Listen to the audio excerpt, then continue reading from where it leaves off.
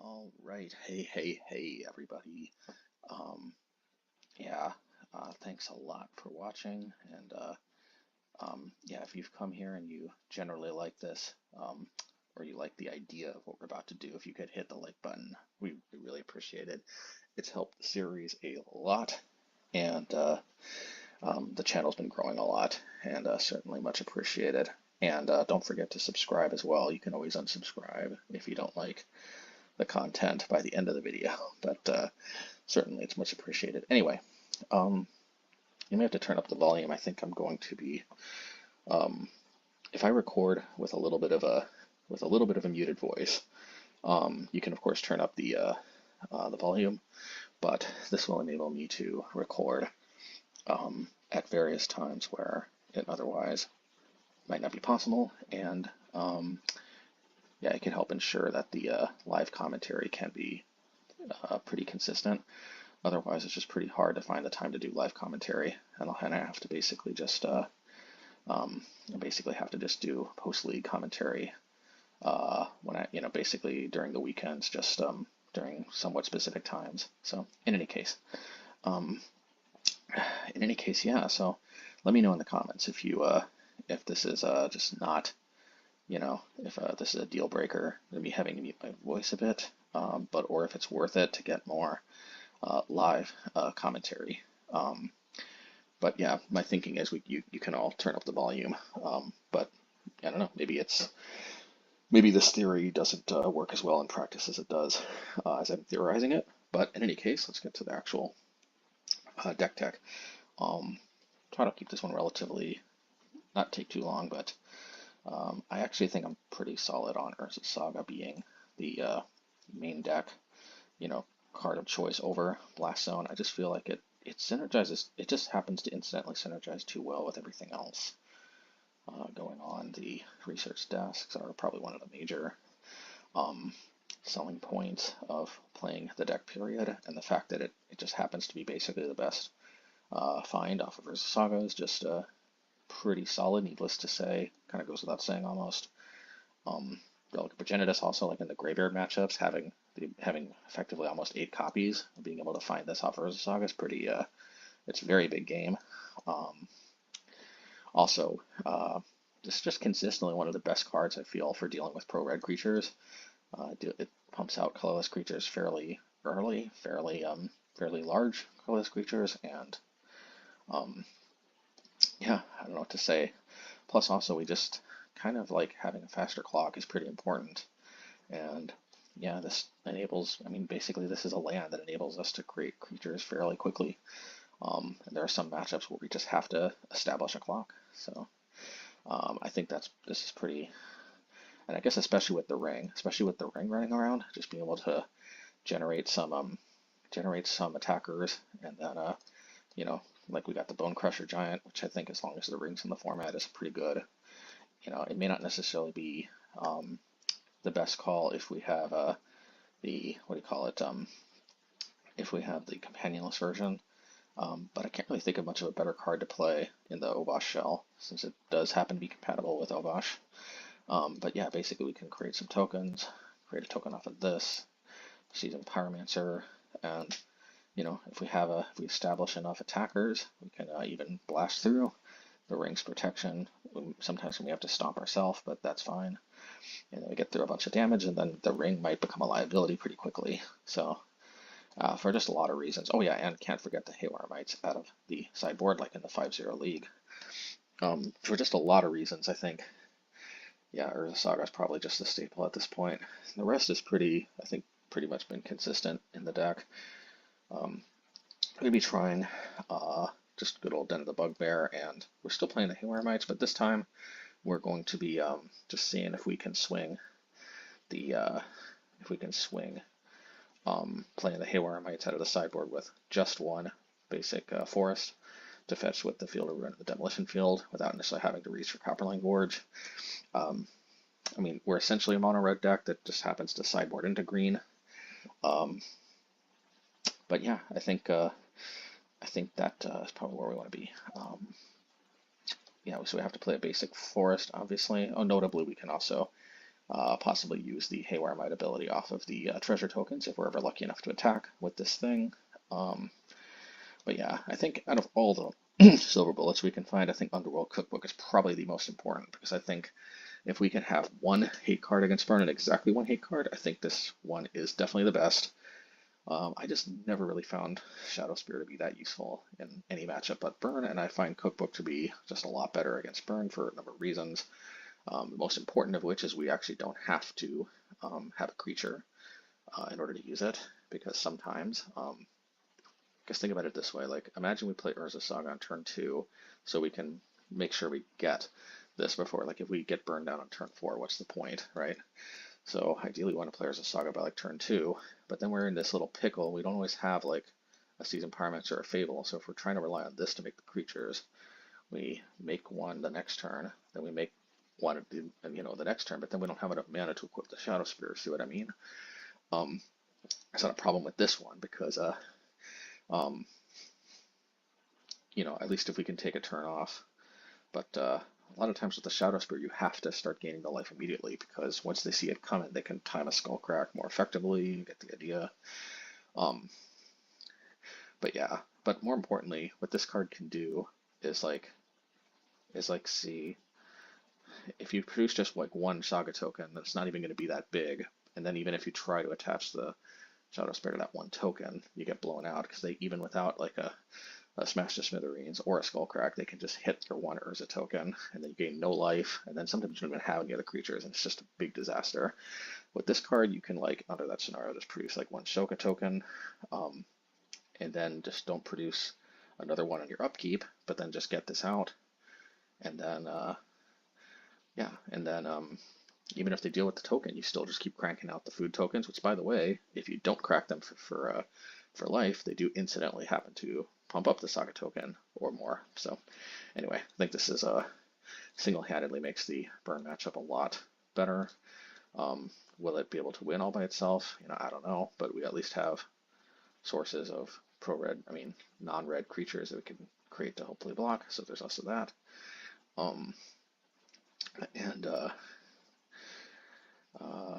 Blackstone's pretty mandatory, I think, if we're playing Urza Saga in the main, and especially we're not playing like a Extra Explosives or something, might as well play Blaststone. We can also side out lands that we otherwise wouldn't. And we're trying the good old Blood Moon. Just basically we want to be able to put the opponent to the test, so to speak, where it might seem like a little bit of a non-bow with the 8 field effects, because if this fetches basics out of their deck, then suddenly the Blood Moon is less effective. On the other hand, that's in theory. In practice, I think, based on some limited other testing I've done, I actually think in practice what this does is, especially in game 1, where they see the 8 fields and then they basically don't fetch basics, because the more basics they fetch, the more they get blown out by Field of Ruins becoming strip mines, right? But then in the sideboard games, the moons come in and sometimes just bam, Of course, they could see it coming if we're conspicuously not using these for mana fixing, but they won't always see that. And also, sometimes we have access to the mana we need without having to use these, so we may not always telegraph it, and they might not always see it, even if we do. So, that's the theory, at least. I just see so many players having success with Blood Moon. I want to give it a shot. It does neuter Red and 6 quite a bit too, which is nice. Obviously, if we bring it in, a good chunk of the time we're probably going to want to take out the Urza Sagas for the Blast Zone, which is another reason why we kind of need these to be Blast Zones. There are some matchups like Amulet Titan, for example, where I think, Amulet Titan, I think Blast Zone's pretty good too for hitting the amulets, although Urza Saga's pretty good too, just for digging, if nothing else, for more factories, which help you get more field effects or closer to Blood Moon. But let's put it this way: there are some matchups where if Blood Moon is devastating enough, or for that matter, if Urza Saga is devastating enough, if either of these cards are devastating enough on their own right, sometimes it makes sense to play the two together, even though they're a non-bow, because what can I say? If each of them wins the game, if they go unanswered, then you just double your chances, basically. There's not necessarily a lot of matchups where both of these will do that. So there's also decks like Creativity, where I think it's probably correct to leave them both in, not because they either end the game, but because, you know, just frankly, it's not a great matchup. So you have these cards are both the most likely to juke wins. Urza Saga sometimes just produces pressure that otherwise you don't have, and then you can end up hopefully stealing the win. They're kind of a non-bow, but you know, if you especially resolve a Blood Moon, a lot of times you're not complaining that you can't play Urza Saga. Usually resolving it's the hard part, if you know what I mean. In any case, that's the theory. Hope you all enjoy. Let's get to the games. And again, like and subscribe. I think you won't regret it. I think you'll like it here. And you can always unlike or unsubscribe by the end if you really don't like it. But just don't want y'all to forget. Let's go to the games, see how they go. All right. Okay. This is definitely definitely not a keep here. Well, we got the Research Desk. Not ideal, but yeah, generally I favor diversifying. So we will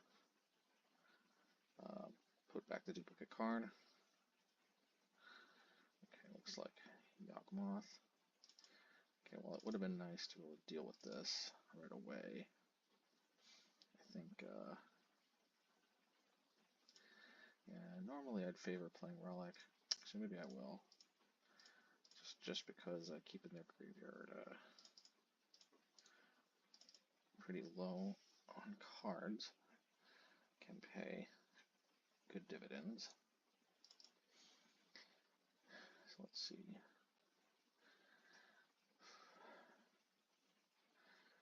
Lair. Oh, this is not going to be Yawgmoth. If it dies, it's a battlefield. So enchantment.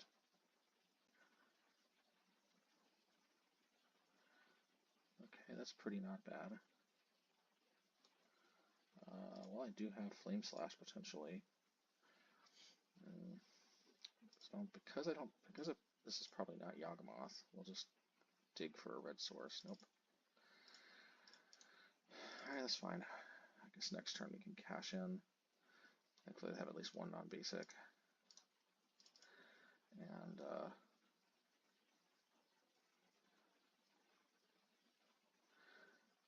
pretty good.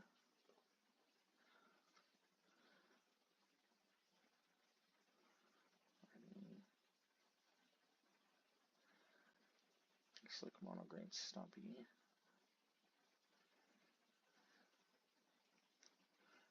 Okay, they didn't have another follow-up, which is pretty good. I am going to do this. I could pitch Fury, but I'm gonna wait. I could, of course, just die, but if they play some kind of a pump spell that doesn't give hexproof, then I might pitch Fury. Okay, let's see here. Now, unfortunately, let's see if yeah, you know what? That's going to encourage me to pitch Fury because I'm a little bit worried now about dying next turn.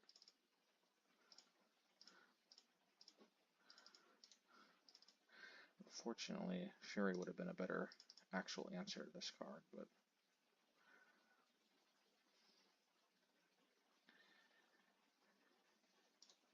if I'd known specifically they had Aspect, I probably would have Furied first. Because then I could have gone 1-1, 2, and then 6 would have, nope. Kicker. Gets +1/+1 and gains haste, okay. Alrighty.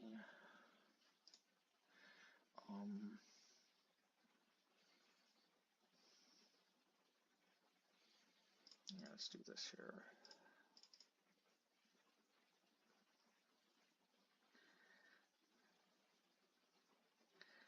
don't think there's any point in trying to play around a combat trick, because if they have a combat trick, I die either way. Well, there's also no point in waiting either, because if I wait, I die, so I guess, you know. Alrighty.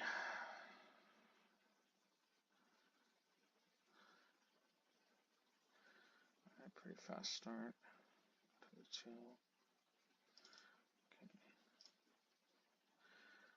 Maybe I can put at least enough toughness on the battlefield to either trade or not die.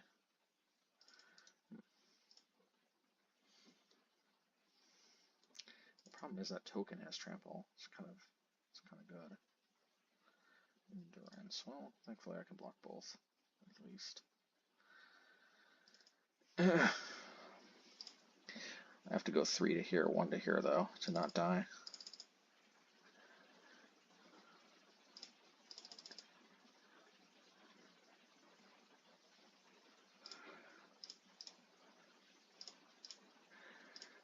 And unfortunately, I have to go after the troll.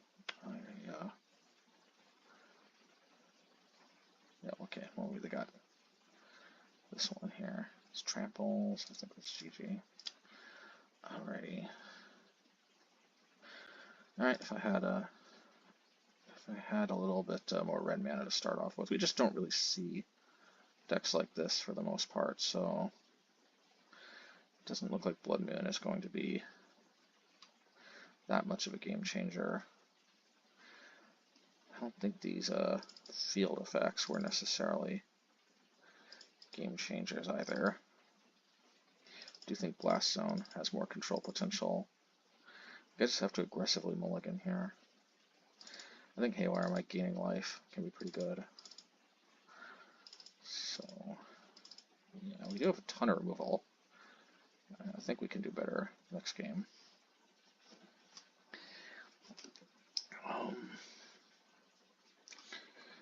Yeah, I'm pretty hesitant to cut.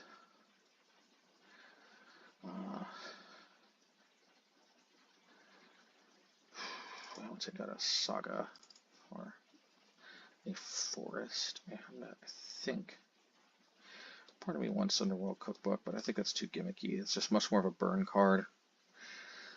I don't think they have too much actual reach anyway, so yeah.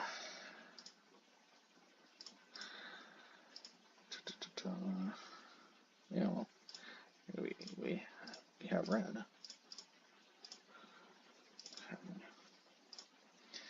Yeah, we'll just play this out. I don't think there's that much to be gained by holding it back. Of course, we don't have green yet, but actually, I just realized. Nah, I don't think we even. I don't think we're even like playing this much for the actual. You know.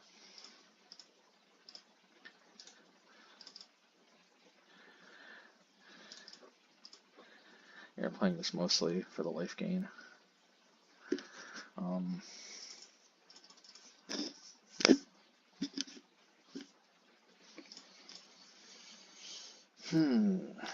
Just trying to think here. It's possible we need more green sources. I was actually a little bit worried about attacking for this reason, but it's okay. Yeah, this would have been a perfect block, but that's what it is.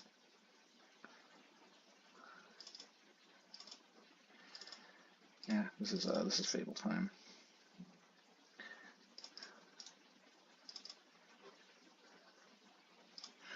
Yeah, I think Haywire. Actually, I realized Fable actually can produce treasure tokens for Haywire Mite. Not that they have an Aurora anyway, at the moment. Or probably like when are they gonna play the and print the green one. Okay, there's the green source. Actually, kind of thinking we don't even really need the green source anymore. Strangely enough, maybe that was a little bit uncalled for, so to speak.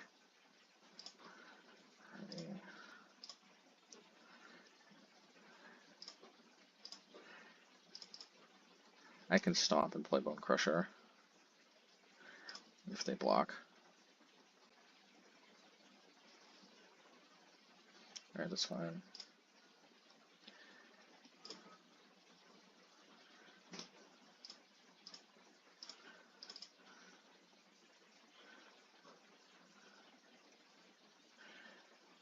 As long as they don't give hexproof, I can still play the giant.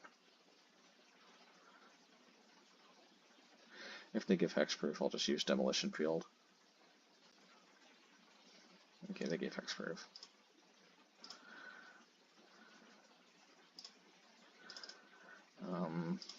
Alright. If they somehow tap the Stomping Ground, I'll go after Peatland. That's interesting. Alright, that's fine. It was a good thing I waited, because now I can also use this not only to go after Peatland, but also I don't have to crack the treasure. I made kind of a gutsy move by discarding the one and only green source, but until I am convinced that we absolutely need the Aurora effect, I think it's okay. The question is, do I want to block? I don't think they can outright kill me just yet, so I'll hold off.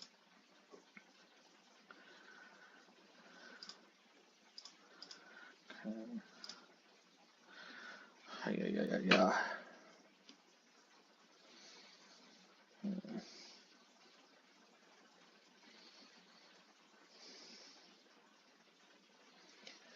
2, 3. So I'll put Obosh to hand. This could be a little bit, yeah, we'll see. The reason why I'm waiting is they might play like a, what do you call it, endurance. There you go.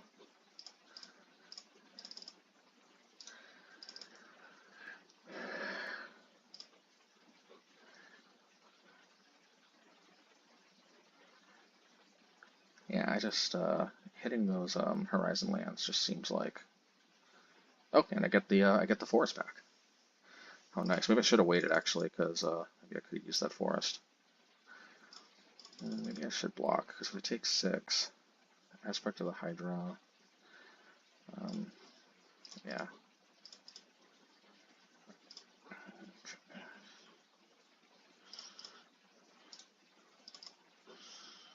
Ready.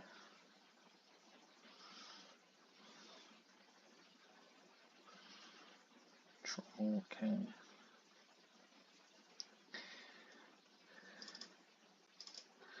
Okay, let's see here. I think Obosh is probably a good idea.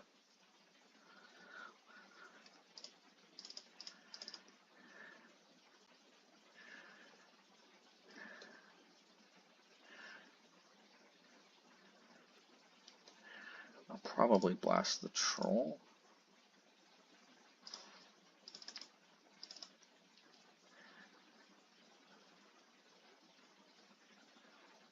Okay, so I'll blast the troll right now in response.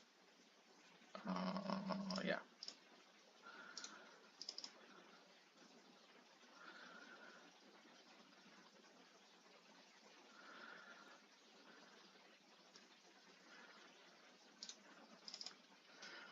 Alrighty.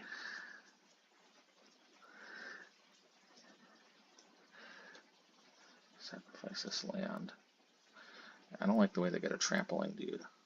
But okay. Alright, so we can man, I kinda want to save this for this, but the beggars can be choosers here.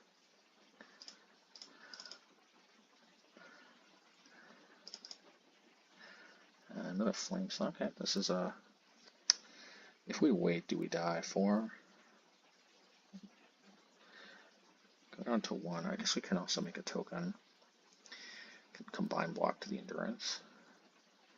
Combine block to the trample. Take 6. Pretty risky. Alright, let's not risk it.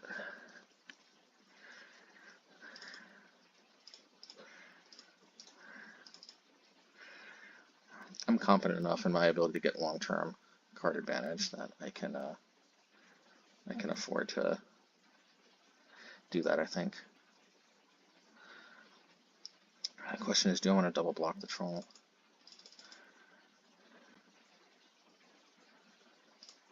I guess I can't, so. Yeah, I'll just tank it.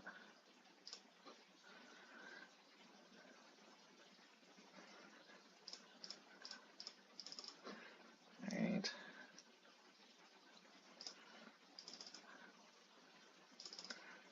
Okay.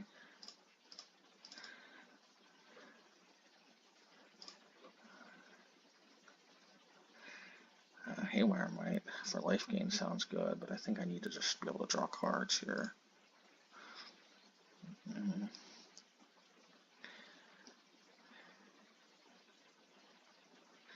I think I gotta hold back. Holding back also enables me to activate the Bugbear. If they attack with everything, that could signal that they have a aspect of the Hydra. Okay. Alright, but I can intercept this. So I think we're okay. Yeah, I'll just block with the construct.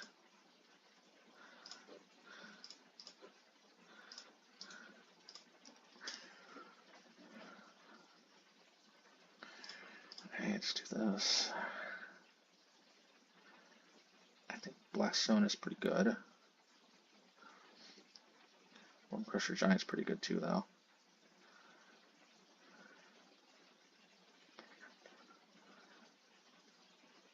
Bonecrusher. I totally should have stopped. I don't know what I was thinking. Alright.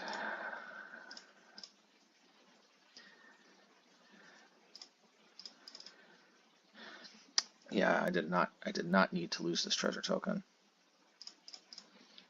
I guess I forgot it was an instant, but still might be, I don't know, we'll see. Kind of not ideal. Okay. So far, not too bad.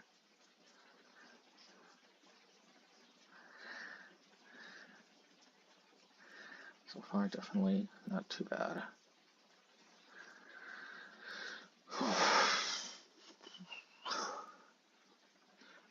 The main thing is, I mean, they're playing red, but I'm not necessarily getting vibes like they've got a lot of reach. Okay. I mean, the most obvious block would be Bonecrusher plus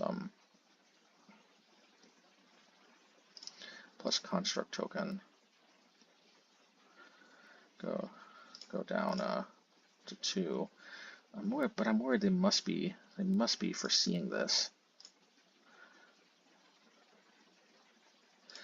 I'm just gonna go for this because I'm just gonna go for this because this way I don't take any damage. Yes, down the road I don't have as good of a Fable, target, but the construct token has more long-term growth potential because of the shaman. Plus, I can also flash this back. There's definite upsides here. Okay, I'm just gonna. Okay, let's see here. Should I attack?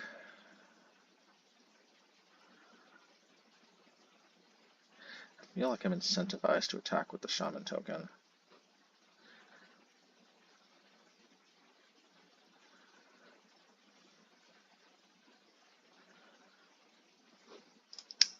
Let's do this first.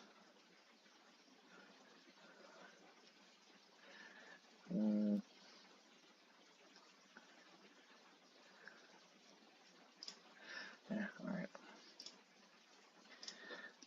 Attack with the shaman token.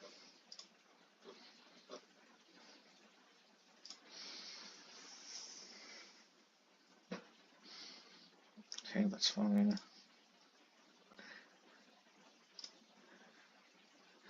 I think because of that, I think I'm going to do this. Do I need to, though? Yeah, because it attacks for 3, so yeah.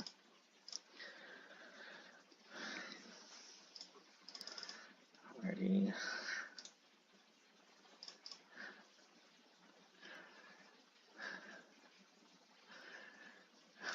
Does Aspect of the Hydra give trample? Let me look this up.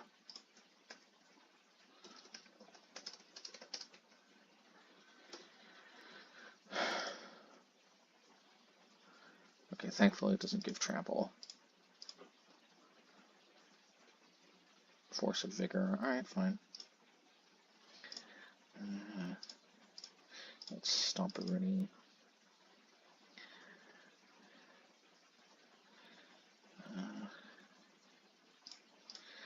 Well, we can. Let's get through with this, but let's not attack with the Construct Token. Or actually, are they dead? 5? Because this will get pumped. No, it's 9 damage, so not quite dead yet. Yeah, 5 plus 4 is 9.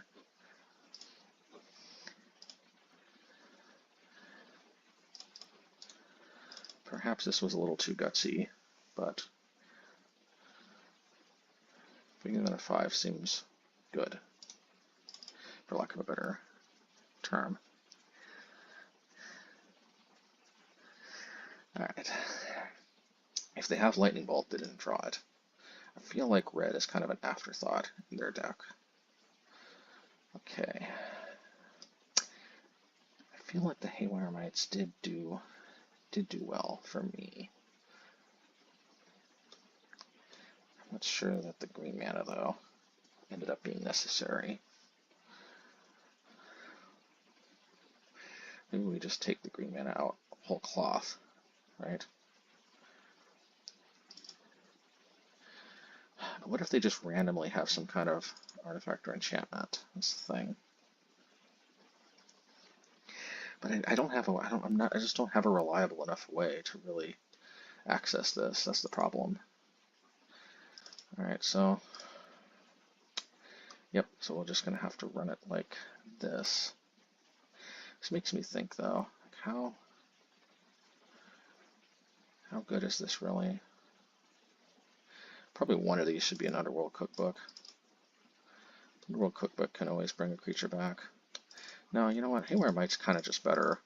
It chump blocks and gains me 2 life. I think it's kind of, yeah, kind of does more for stabilizing than Cookbook.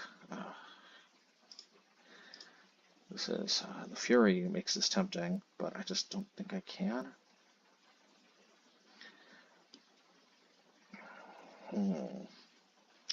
We have a ton of removal, we just don't have a lot of red sources.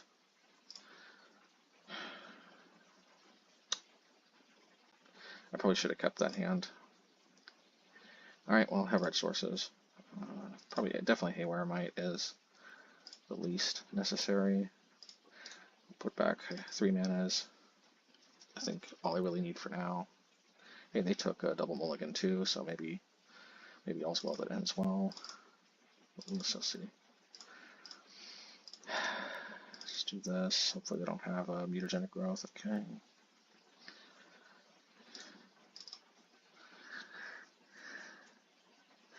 I don't want to deal with a okay, yeah, that's, I was gonna say I can deal with that. I don't want to deal with a whatchamacallit.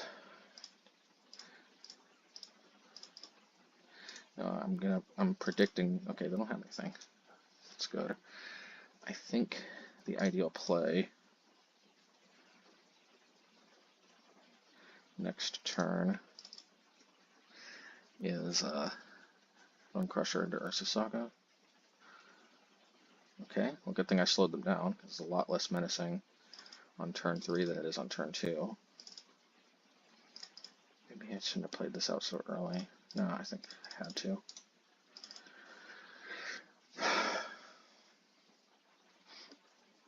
And having an actual removal spell for that would have been kind of nicer, but we have to take what we can get. Probably have a pump spell, at least force them to use it. Okay, or not. Take 1 damage.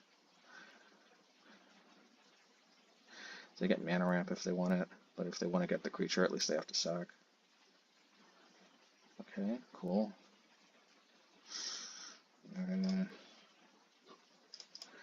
Let's see here. Too bad they didn't put it on a non-basic. Let's see here. We want to maximize our ability to make tokens. So what we can do, we can block with a Saga token, Lightning Bolt at a turn. That is a line available to us.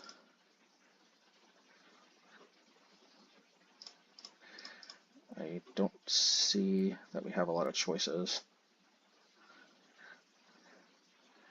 They might just dismember this, but it seems like quite a gutsy dismember.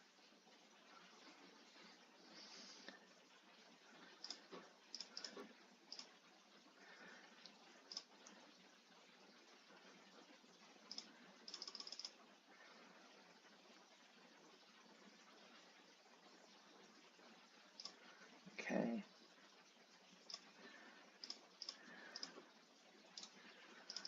Alrighty.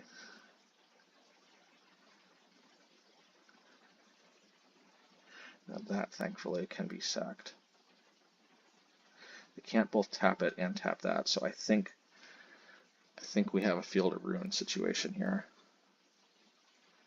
Fortunately, I can't both make a Saga token and Field of Ruin this, but this I think is as obvious of a Field of Ruin. Unless I'm missing something. One tap. I don't think they can. Yeah, they can't. Okay. Have to thin a little bit here.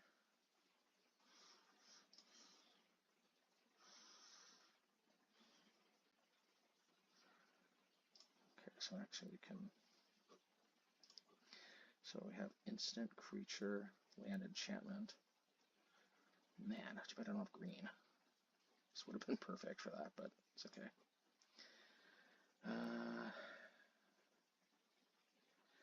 Alright, let's Saga.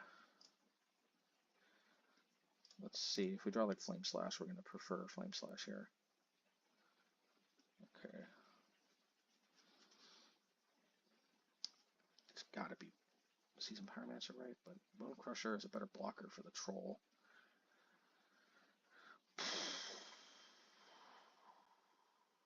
We should take the Bonecrusher. Okay, let's do this now, because this way, if they have vines, at least it doesn't pump itself. Okay, good.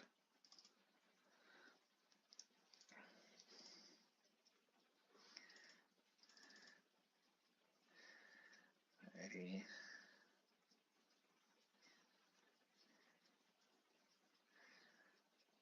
I might go for a sizable layer attack. Nope. Okay. Kind of liking that I took the Bonecrusher now. I want to play the Fable. I want to play the Fable, but I think the Bonecrusher is just clearly the better choice.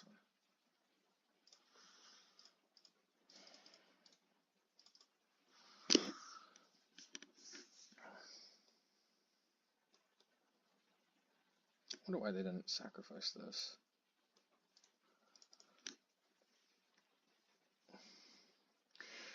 Notably, the Seasoned Pyromancer just straight up couldn't block. Attack for 4.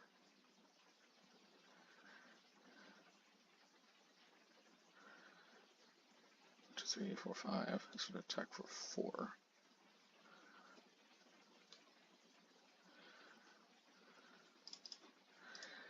Alright. Okay, one little by little.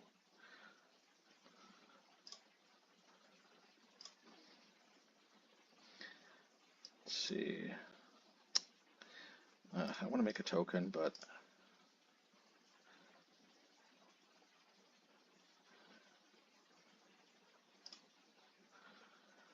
let's do this, I guess. It's pretty good. I think this is probably the best use of our...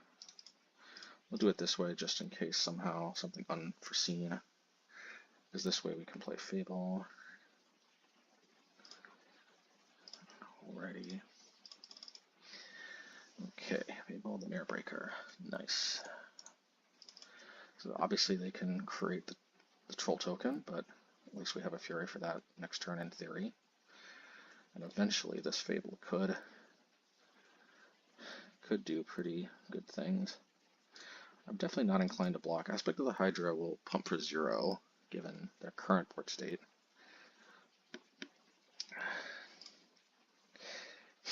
Okay. Alright, that's good. I'm definitely not gonna need to attack first, because if they aspect of the, if they like Vines of Astwood, I need to be able to respond with Unholy Heat. And ideally, I do want to respond because I want to give them the opportunity to pump it on their turn.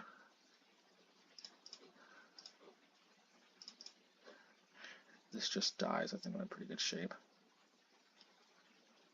Yeah, alright, let's see if I can spawn there. Yeah, alright. I feel like I've stabilized. Okay. This was a tricky matchup because we're kind of foregoing some percentage points in more aggro matchups because of this 8 field, but I had enough confidence that with aggressive mulliganing I could overcome that, and I think I'm being vindicated on that one. Okay. Let's see here. That's good. An argument could be made that I shouldn't attack, but I'm going to shun that argument.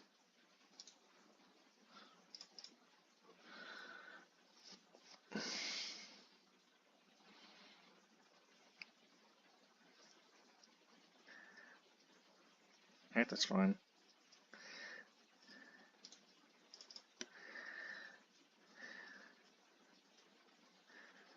I think that's gotta be GG. Oh, man. Alright. Alright. Hey, we want die roll. And, yep, I'll keep. Hey, hand has colored sources and a good mix of removal and card advantage. Doesn't have a threat, but good thing about playing Obosh, we can always convert into a threat if we need one. Okay, turn on auto yields. Okay,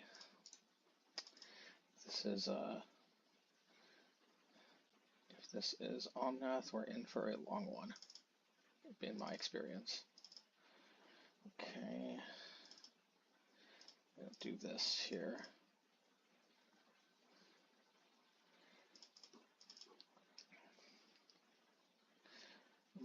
I'm gonna actually wait. I don't want to play the research desk into a whatchamacallit, prismatic ending, and also if this is red and 6, I think I'm gonna crack.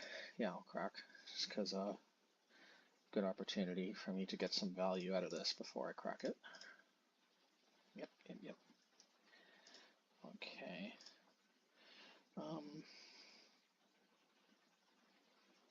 Let's see, do I pitch Pyromancer or do I pitch Fable? If I pitch Fable, I think I could pitch Omnath. Yeah, I'm gonna pitch, Obosh. Yeah, Obosh is just not really, it's just not really the numero uno, so to speak. I like all these cards, so use it that way. We basically just turned Fury into a 3-mana 4 damage spell. Okay, so it's not actually Omnath. It doesn't look like, but they still might have the One Ring. They easily could. I see this as being the optimal play here. It's probably going to eat a Bonecrusher Stomp if this is the Gruul mid-range deck that I think it is. Okay, that's a little bit of a Stomp. If this is the One Ring, we just have to outmuscle it, which we might be able to do. Okay, no ring yet. I actually kind of like those two. So you know what I'm going to do? I'm not going to discard anything, but I'm going to discard Heat and Research Desk. I think it's hard to go wrong with Double Bolt. Alrighty.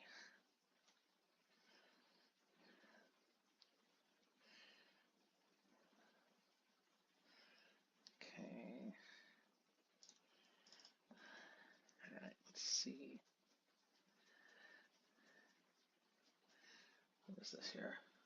Oh, we may have to put an influence counter. Scry 2. Your opponent may have you draw a card. If that player doesn't, you mill X cards. I guess no.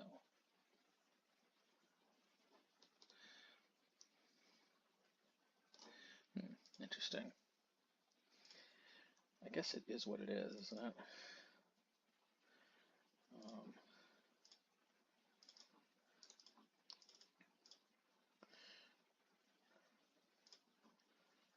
Let's do this. If this just pure strips them, then no. Alright, well, I'll risk it, and I'll do this. Now, I could be rocking into a huge sweeper, but I just feel like I'm a little bit obligated.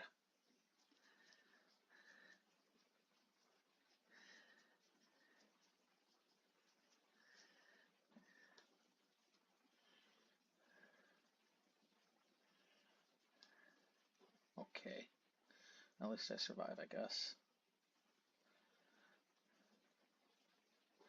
Definitely this one.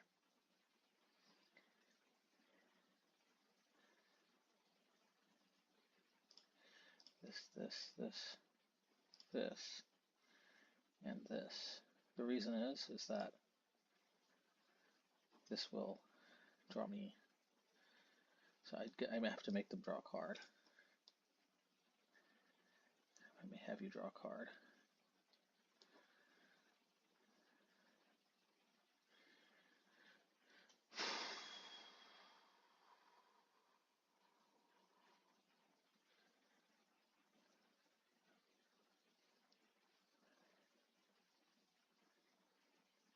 Just draw a card. Okay, I think this is GG.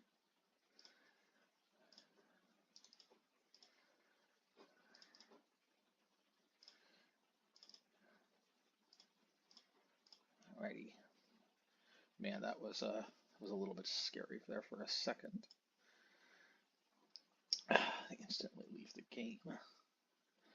I think this is a job for Haywire Mite. Okay.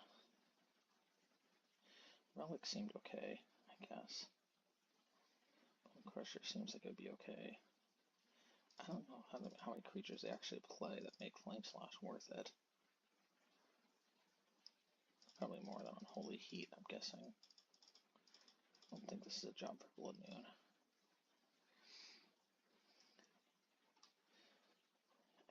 Yeah, so we'll probably take out a demo field for a forest.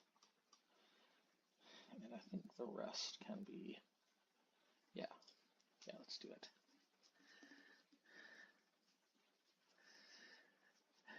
So I gotta be very careful about taking damage, didn't realize. Right through the breach deck.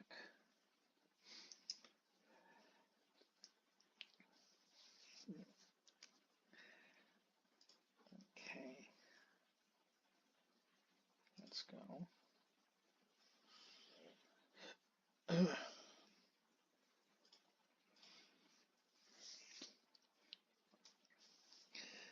So this could be where we regret this not being Copperline Gorge, but we're not necessarily going to need its effect immediately. I'll probably just play it out. They could destroy it.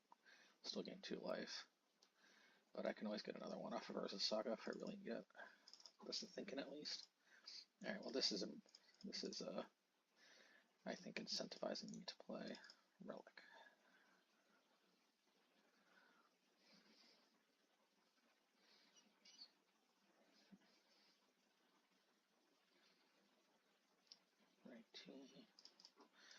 No, Righty. Let's see here.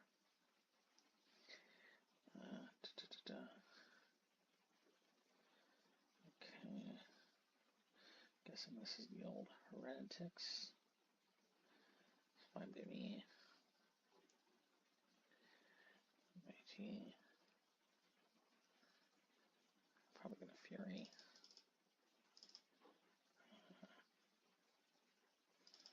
Yeah.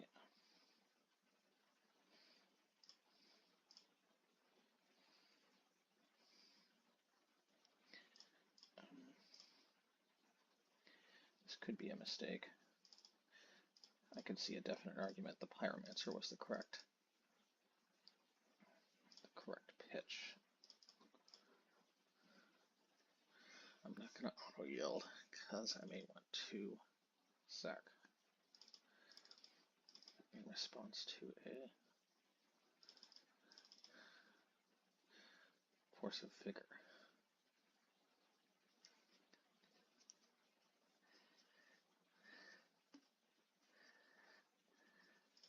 Okay. Very interesting. I think I'm just going to crack this.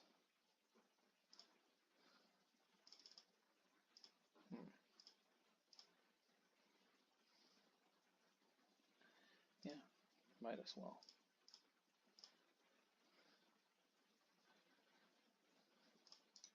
I don't see a need to expose the Haywire Mite just yet. I might need to use it next turn on the ring. I could use it on Fable, but I think the ring is kind of bigger game. Field can go get a forest. And yeah. I played it through the Breach deck once. It was just very inconsistent in having Breach and Gruul.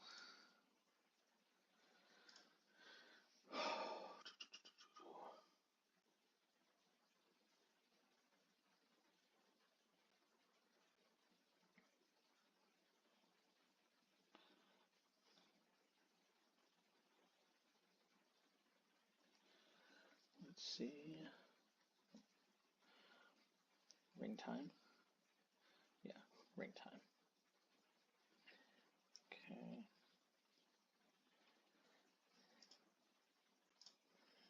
Alright, so what I'm going to do. I think we actually want to deploy this. To do this, we got to get the basic forest here. We didn't. Okay. Still got it in our deck.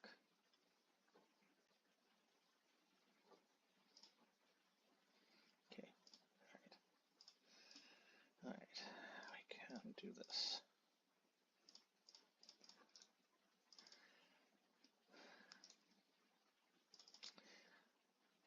Too bad the ring literally requires no other setup. It just kind of does its thing on its own. Okay. That is what we call a cool story.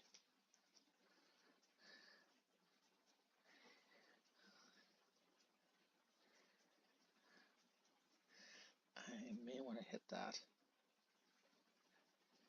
Man, I don't want them to draw a card. I just don't. But they could flip 15 though, couldn't they? But I mean, they're only going to flip one card, right? Man, 4 damage though. But they did mill it though, for what it's worth.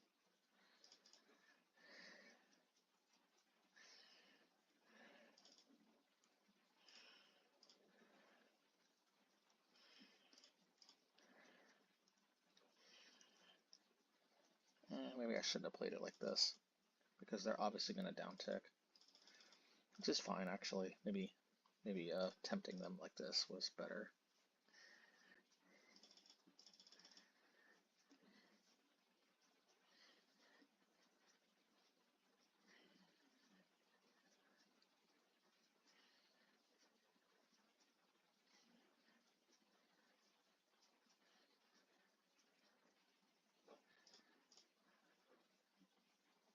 Okay, non-creature, so I have to go after this one, which is fine.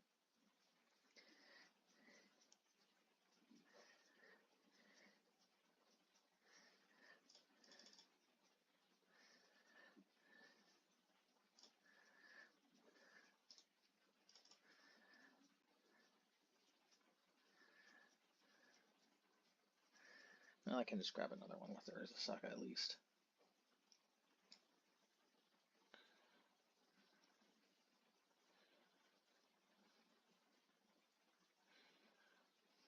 Maybe it did turn out good that I played the Saga when I did.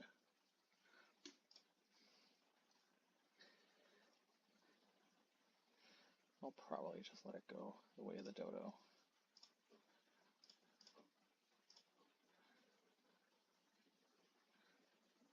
Okay, that's the last Haywire Mite. Gotta keep that in mind.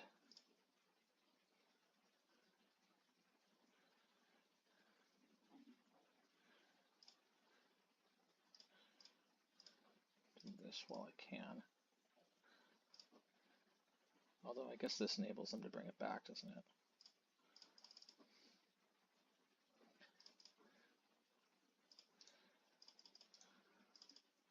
Good thing I got the man lands. Hope they don't draw Seasoned Pyromancer. Ooh. That would not be cool. I have 3 out of the 4 One Rings.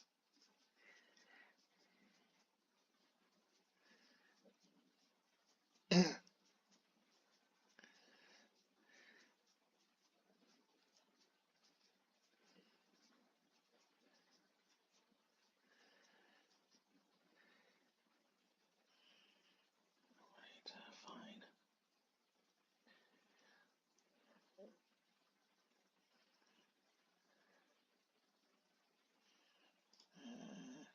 Ow. Maybe that actually prevents me from getting hit by it, though. It's probably wishful thinking.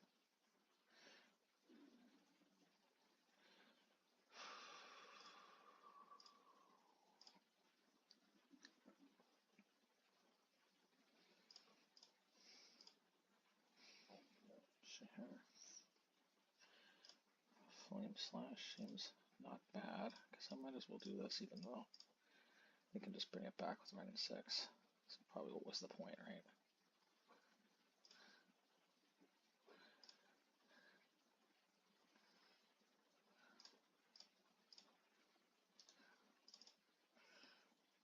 It just felt like a free use of the... Oh, I'm surprised I didn't copy their halfling.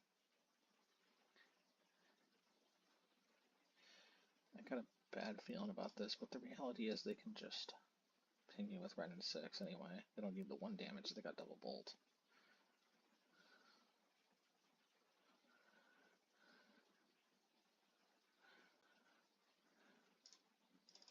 I feel like I can't be guaranteed to be taking so much damage from this thing.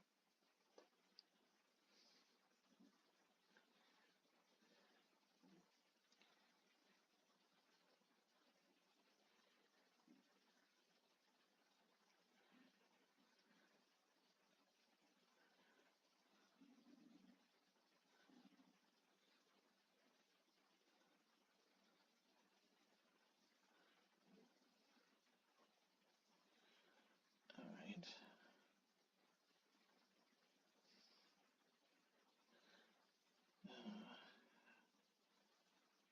Two cards.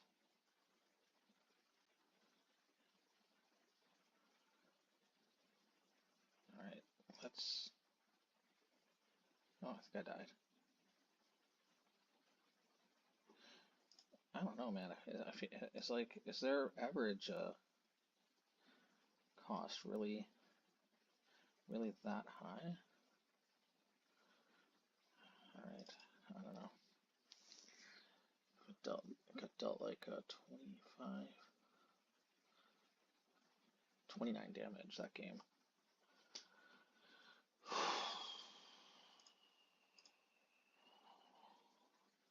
Alright.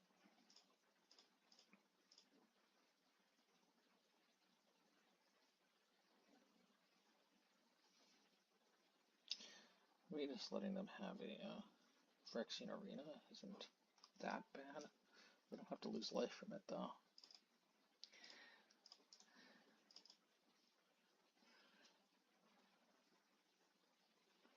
It's a weird card. Is it really good?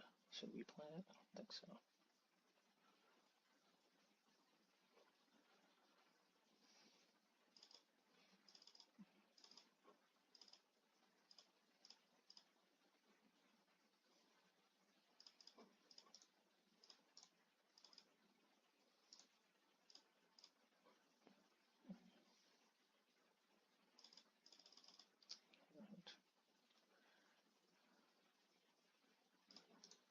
Okay, no, we're in 6.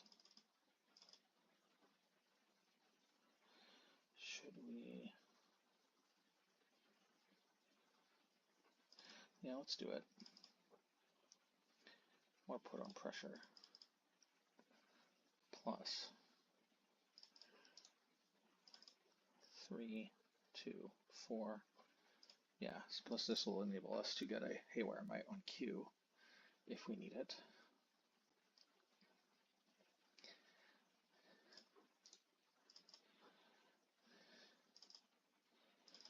Okay.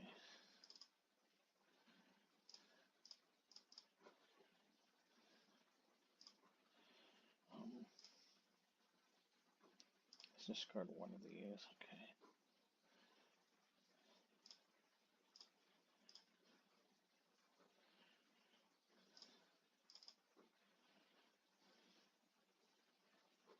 Okay, that's fine.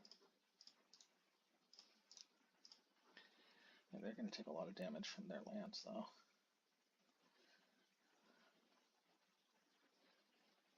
Almost makes me wonder.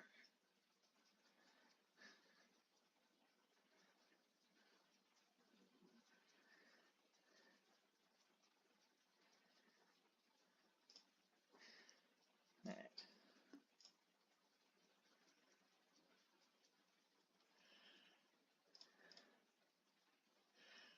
I'm not sure which is better, black or I think red. Wish I can't target them. Green. I think I can do this.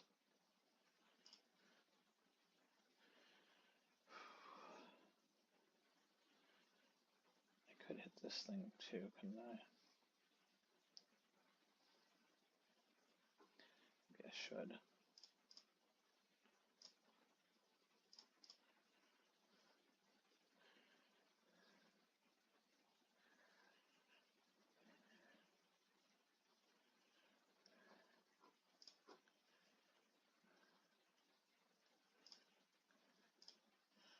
Alrighty.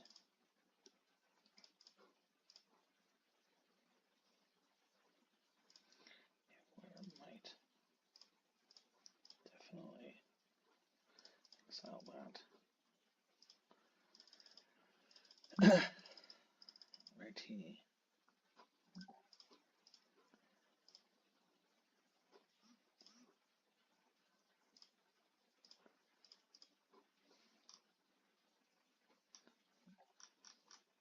Alright. Maybe I should have made a token. I couldn't have made a token and cracked, could I?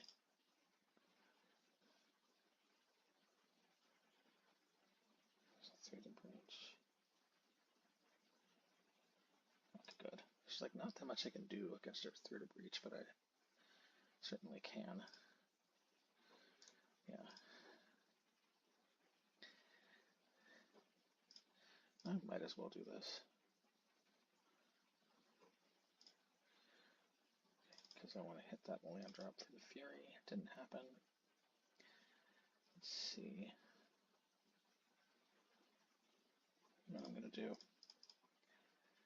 I'm going to discard Bonecrusher and Factory. Alright, works for me.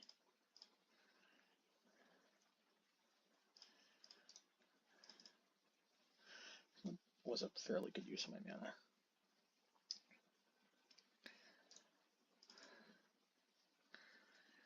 Okay.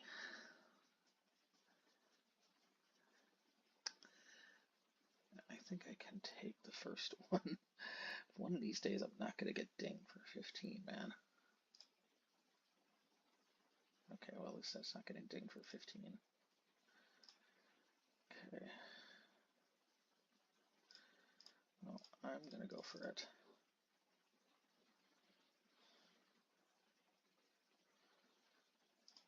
If it's lightning bolt, at least I protect myself from a lightning bolt. Okay.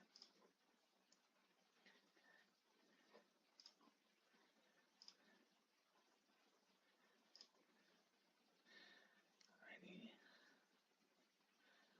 I think Bonecrusher is good.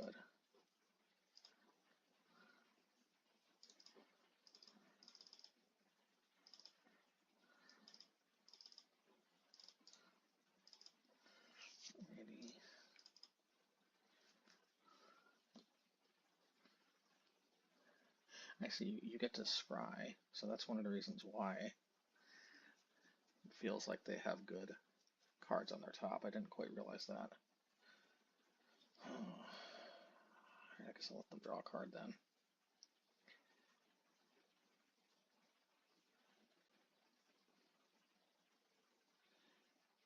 I guess you win. You get to draw a card.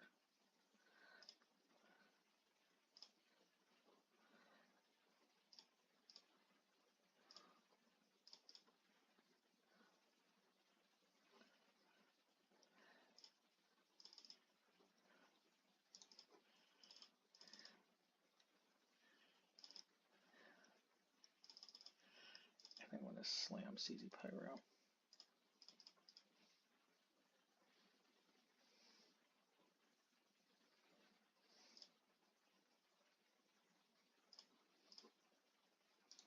Yeah, they can kill the Mite, but whatever. I want to have good sacrifices to a you know what. Of course, if they play Anger the Gods, then it is what it is. But low-key, I'm actually really kind of scared of what they got going on here.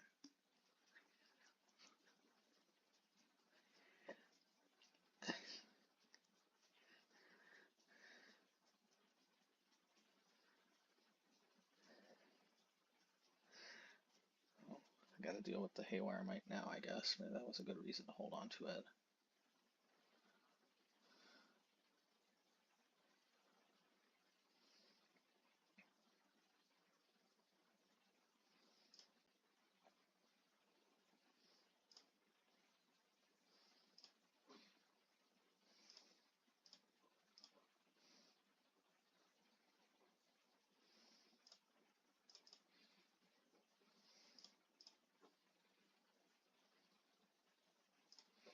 Alright, well I can't fire off the Lightning Bolt yet because I still have protection. I'll tempt Fate just in case, but we know they got protection.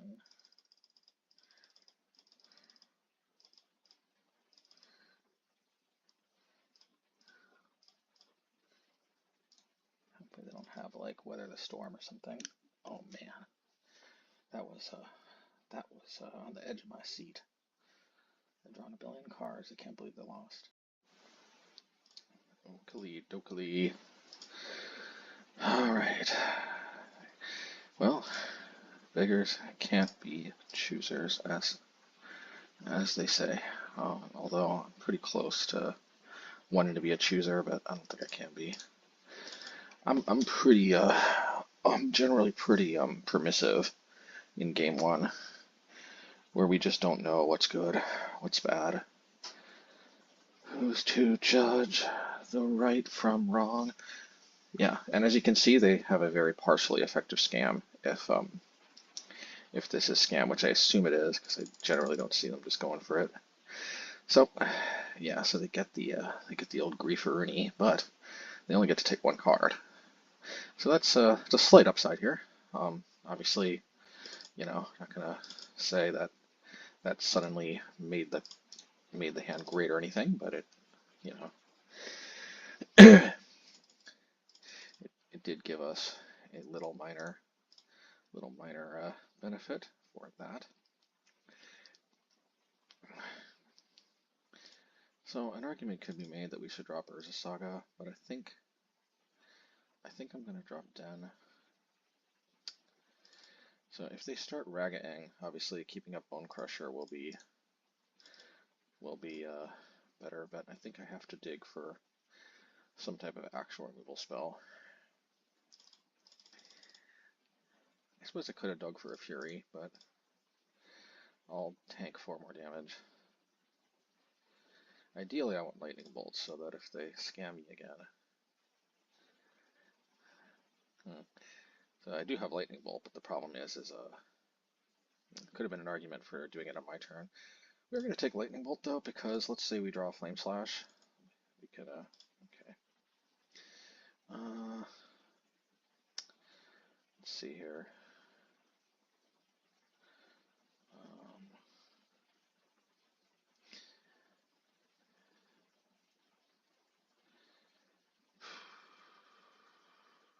I guess we'll do this. I don't think they have Spell Pierce if they have another Thingamadooter. What does it say?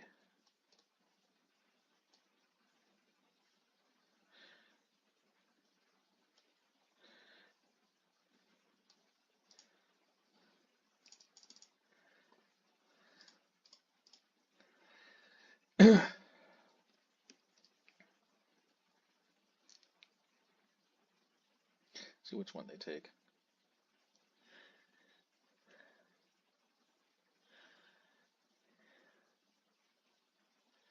If they take Bonecrusher, I'm going to play Mountain. If they take Seasoned Pyromancer, okay. Yeah, then I'm going to play Urza Saga.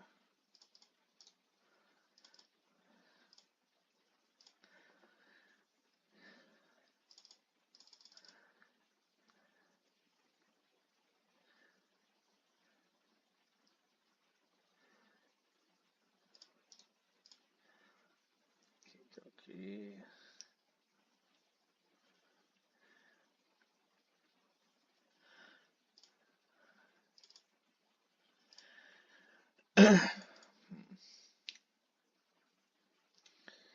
So let's do this here. This way, if they grief me again, at least hopefully they've got that other one, because one of them doesn't work with a creature that already has a +1/+1 counter on it. We shall see.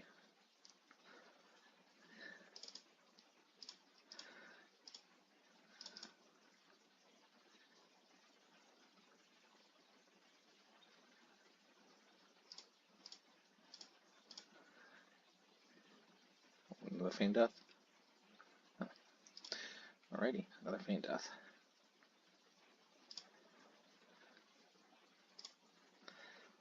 Kind of wondering if I should Mishra's Research Desk.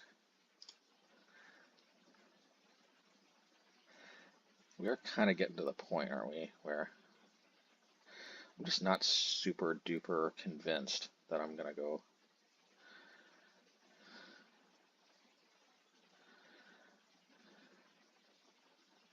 I'm worried they got a Fury in their hand too.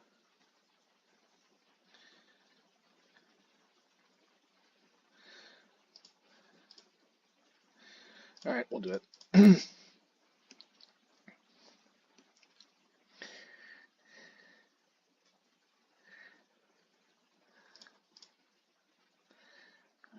Oh, and there we go.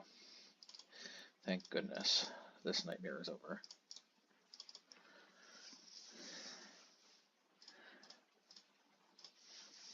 I mean, we're not out of the woods yet. The reality is we do have a lot of removal that can hit a 3 toughness creature. Okay, looking good so far. Might as well. This could be a mistake, but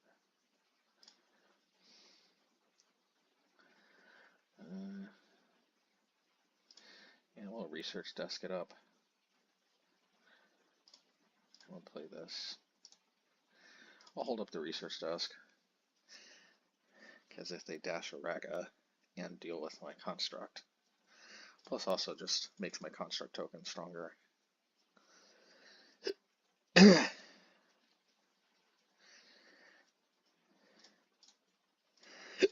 Alrighty. I think this is one of the biggest weaknesses of Rakdos Scam, in my humble opinion, is that they really, I think, sometimes go a little too all in on the scam plan. Like, they actually do have a relatively grindy deck. They don't necessarily have to keep hands like this, although to be fair, they almost got there. Okay. So the plan is, I mean, they could Hitsugu, but they're ways away from that, so we're just gonna try to produce as many tokens as we can.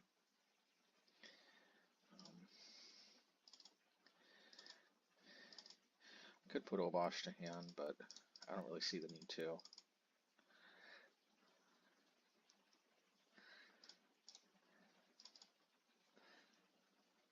Ready.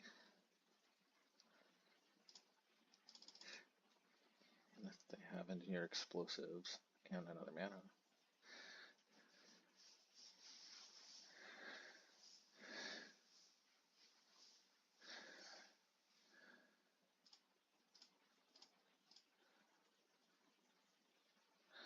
Alrighty.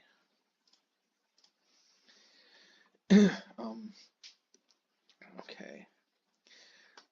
So actually, here's where I think we do Operation Fake Out. I think they're gonna bring in Urza Saga Hate, and we're gonna take Urza Saga out. An argument could be made that Urza Saga is powerful enough that we want to still keep it in, but I think this core is just pretty darn good regardless. Yeah, let's go. I think our matchup's good enough that we're more likely to lose by getting Urza Saga hated out than we are gonna need Urza Saga to juke a win, if that makes sense. We'll keep. This is the type of hand that could be very vulnerable to a turn 1 Ragavan.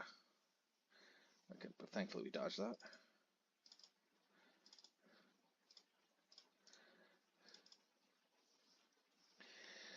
Alrighty.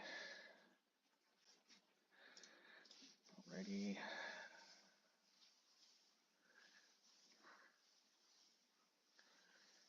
Double the pleasure, double the fun with double mint gum. And see, you guys wanted it, you guys got it. You wanted more live commentary, so you're going to get it, but you're going to get the double mint gum, you know, just nonsense that I spew sometimes. I mean, you're just going to have to deal with it, I'm sorry. There's a lot less of that when it's the post league commentary, but when it's live, sometimes you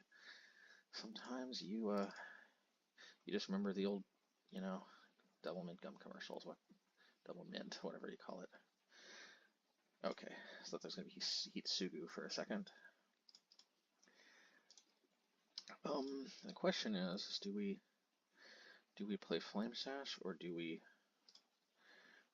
play one of these cards?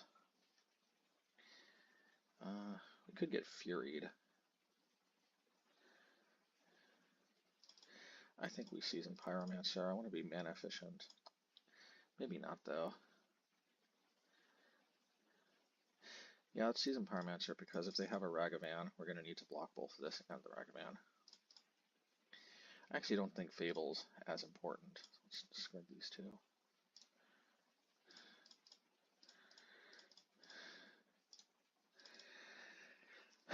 Obviously, Stomp would have been the most perfect solution to this, but it is what it is.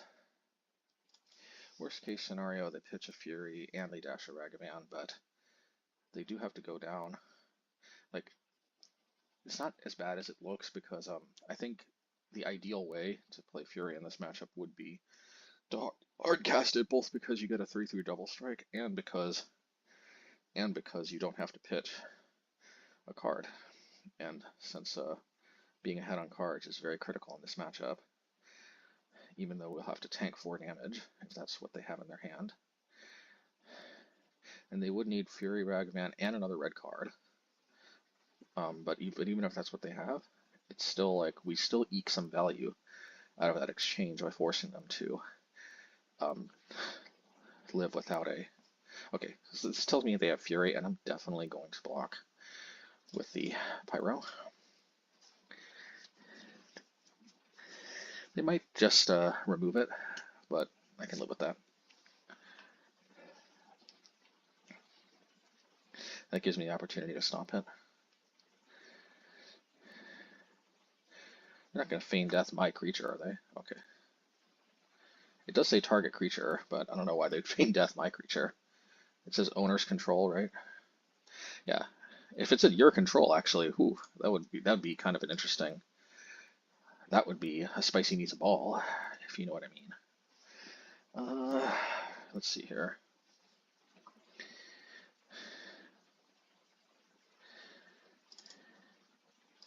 I mean, this is just way too tempting of a...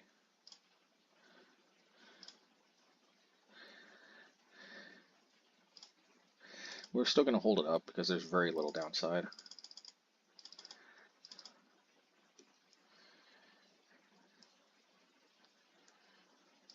And I may actually want to hit that instead. Nah, I think I got to hit the Goblin token.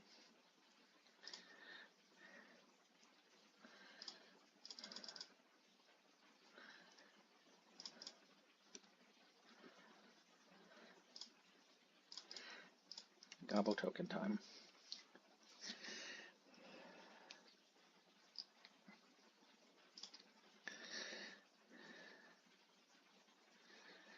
I'm a little worried they got another Bowmaster, but the Bowmaster would be able to snipe this anyway, so whatevs. Okay.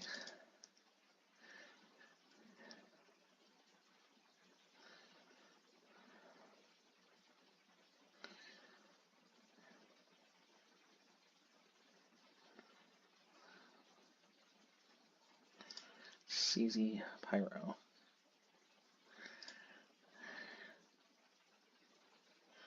Need another removal spell because I got to deal with both the Reflection and the Bowmaster. Maybe I actually shouldn't have hit the.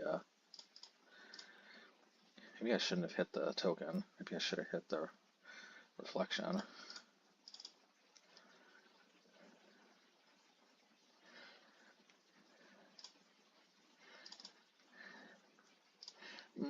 That's a good one, I think. I think that's pretty good. I mean, Seasoned Pyromancer is kind of the obvious one here, but it's just, man, the power of Bowmasters is so intense that I'm actually going to forego the amazing power that is that card.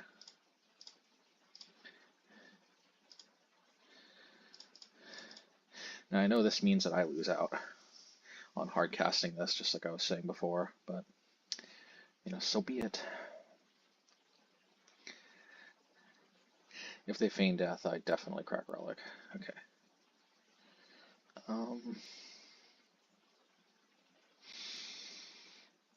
Yeah, let's play Fable. We don't want this to get discarded. I'm not going to play Flame Slash. A, because I don't have the untapped mana to deal with a Feign Death, and B, if they drop a Fury, I'm going to need to Flame Slash that instead. And I'm getting Fury vibes here, for sure.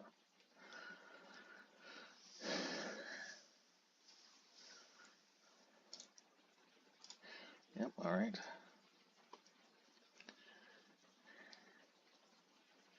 And this is where Bonecrusher Giant is very, very good.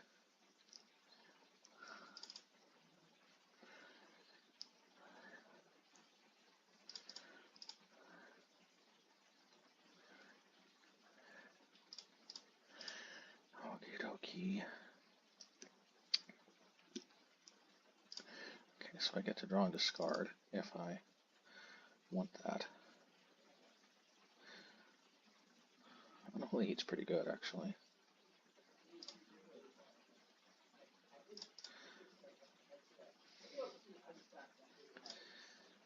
Let's do this.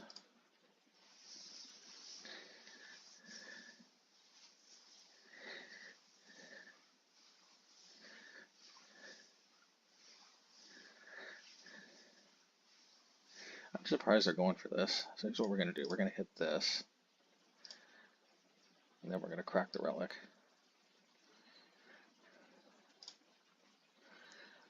I'm surprised they just did that, you know, right in the face of a Relic. I guess we could misclick, right? To be fair.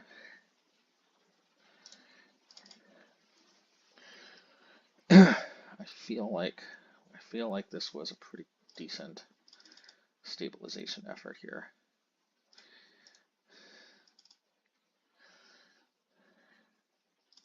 Alright, I got the little token. Okay.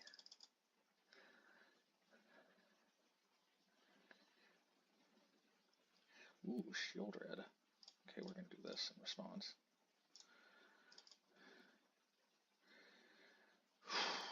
Shieldred's a good one. Let me think here. We need to do this.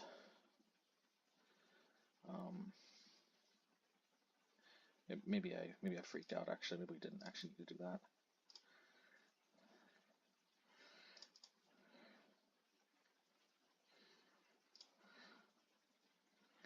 Can I exile this? Let's see here.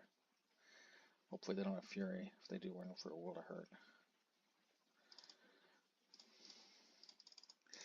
I still think we have to put Bonecrusher. It could deter them from attacking. If they attack, we probably have to tank.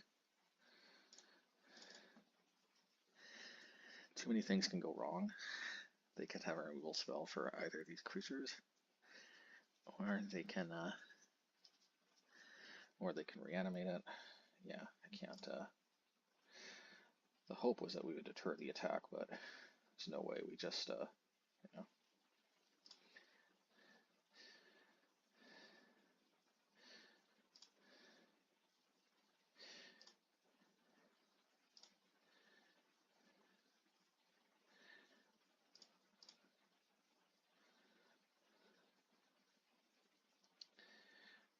Bonecrusher Giant's pretty good.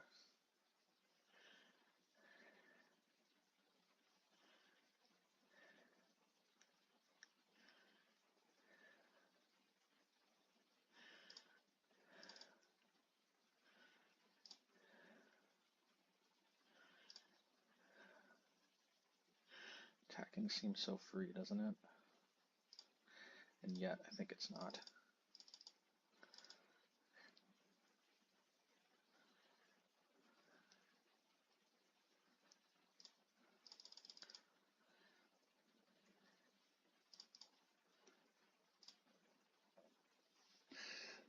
If I block with Shieldred, I get a one-shot from Unholy Heat for what it's worth.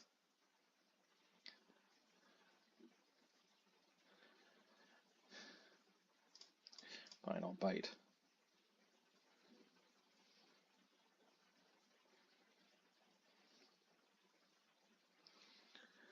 If I double block,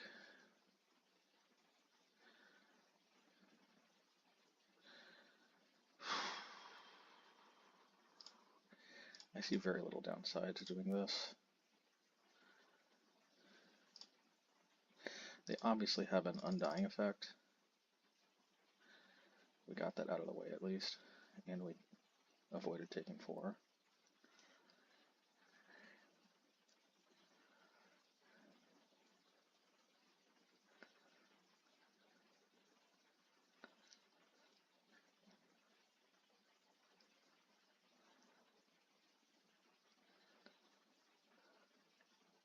Okay, that's fine.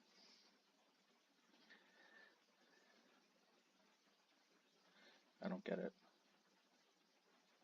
Am I missing something? I think they forgot that the rules changed. This used to count as 0, but not anymore.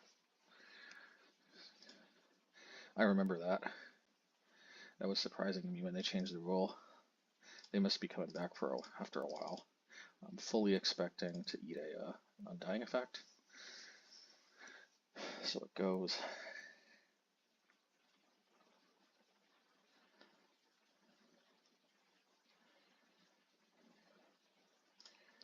Ready.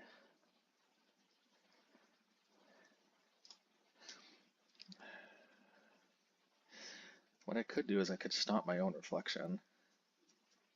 That might actually not be the worst idea.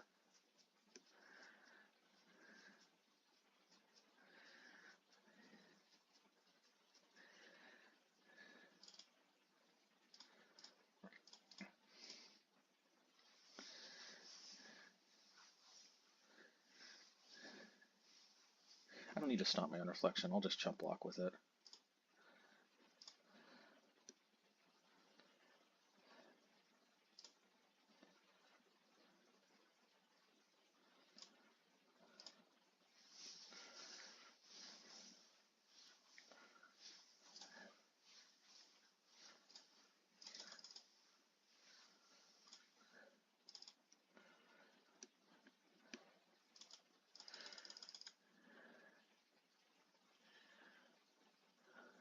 Alrighty.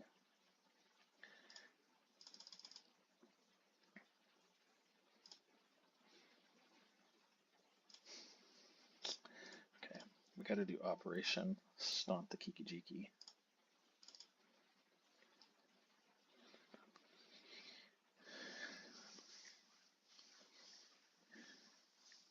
So I'll put enchantment and creature. I just realized it only puts enchantment, not creature.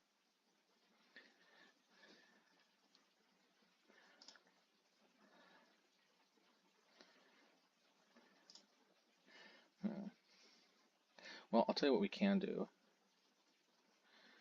We can put Obosh into our hand. No.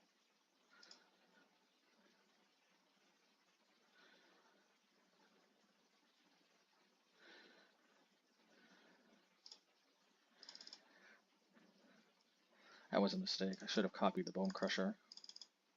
Somehow I forgot that this was a...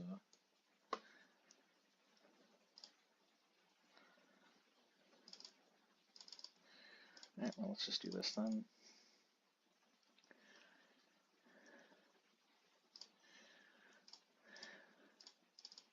I guess in theory we win next turn anyway.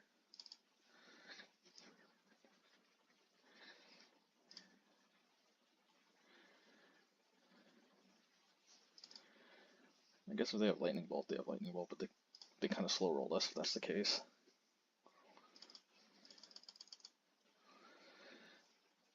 I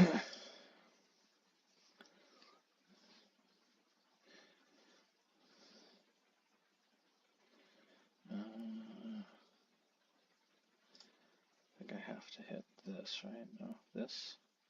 No, this.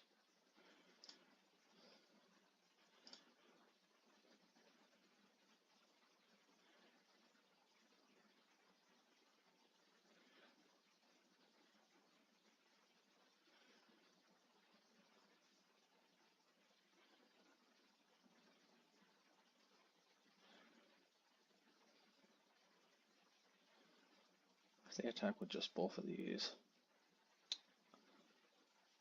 I don't want to show them they've got Unholy Heat, even though it kind of is obvious I did. Dang, I feel like I kind of punted that somehow. You know, one thing though, they're not actually playing any Moon Hate, so I think I'll just go Urza Saga again. I totally forgot because of the ring. Everybody's playing Shieldred, so yeah, Shieldred's like the one card that's a little bit good against us. Not gonna lie.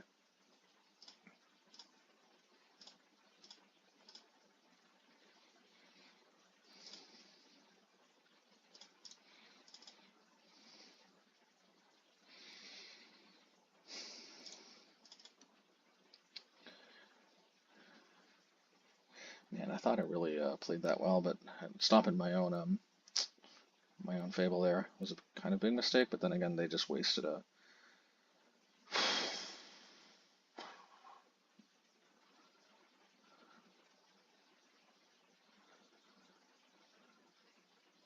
Probably should avoid shame scooping because if you think about it,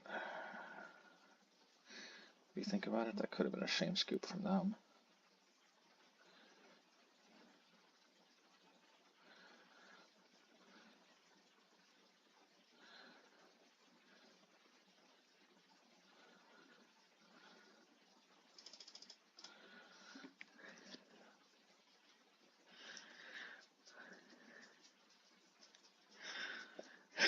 Alright, well I got 10 outs. Lightning Bolt, Flame Slash, and 2 more Furies. Nice. I disagree that this was a lucky draw. They were pretty good. Number of these. Yep, and on cue Salt. Because they, it's kind of annoying. These guys feel like they're entitled to win.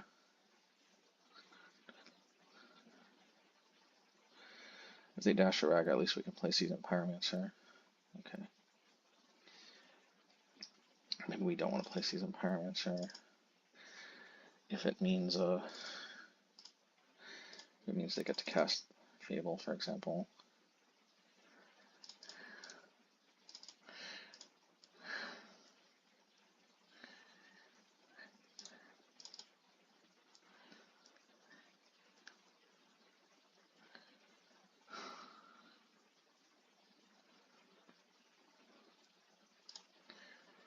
Alrighty.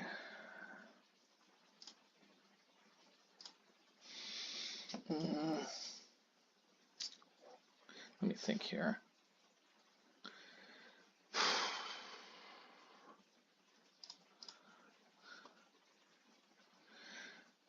Maybe not.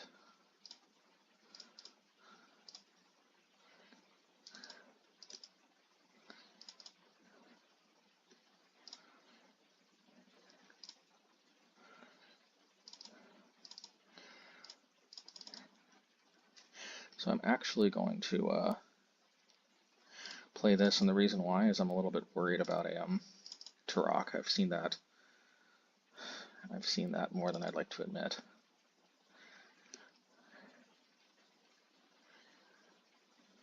Otherwise, there would have been not much reason to play it out. Alright, that's fine.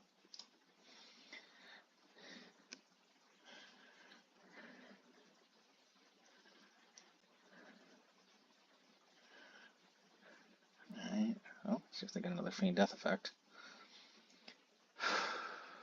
Okay, at least I don't have another Feign Death effect.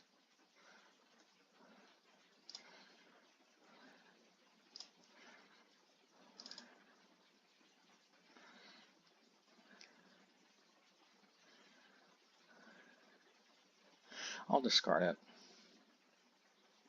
Or not.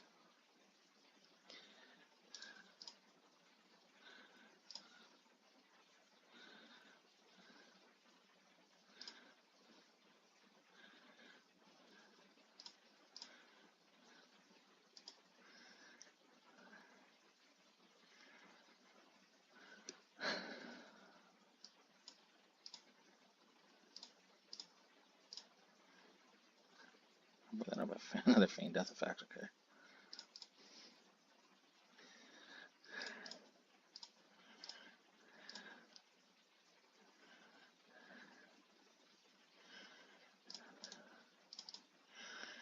Alrighty.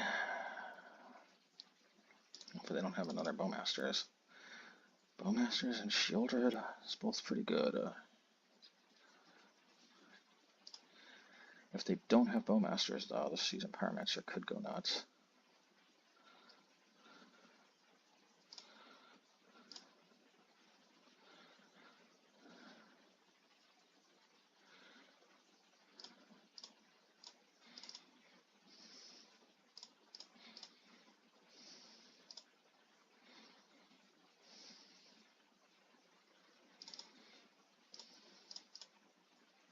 Just in case they get another Bowmaster. I guess I might as well, right? Like, what's the harm?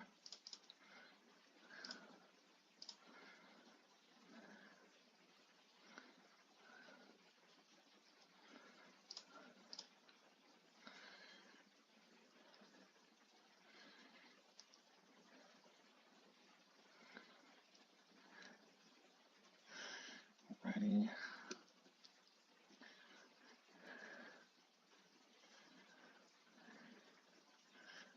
I'm feeling some more Bowmasters. Okay, no.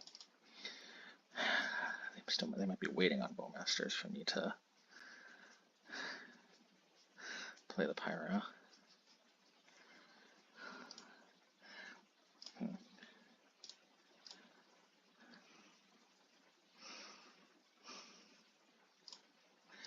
Thankfully we can intercept the Bowmasters if this is the case.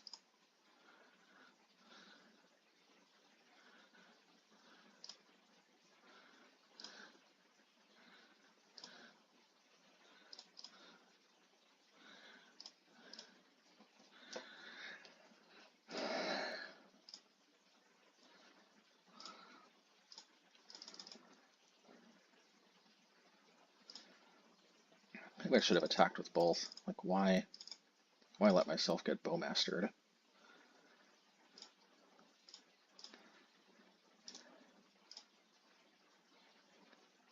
I guess that's why.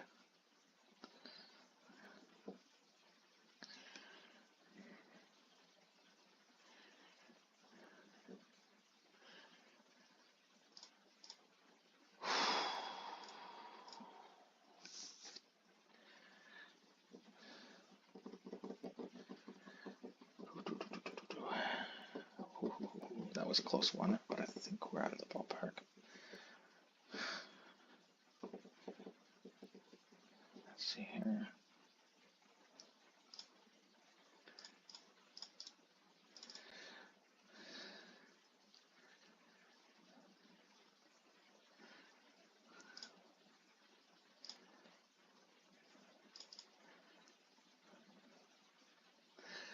So maybe we just attack. Yeah, let's just attack. Let's not be greedy here.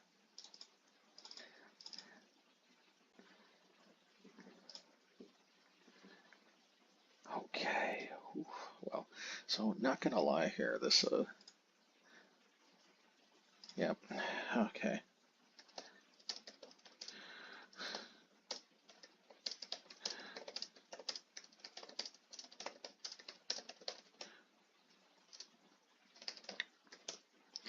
Yep. Good games. Yeah, the match definitely gets more difficult with the Bowmasters. Like, really, it's actually the matchup is much.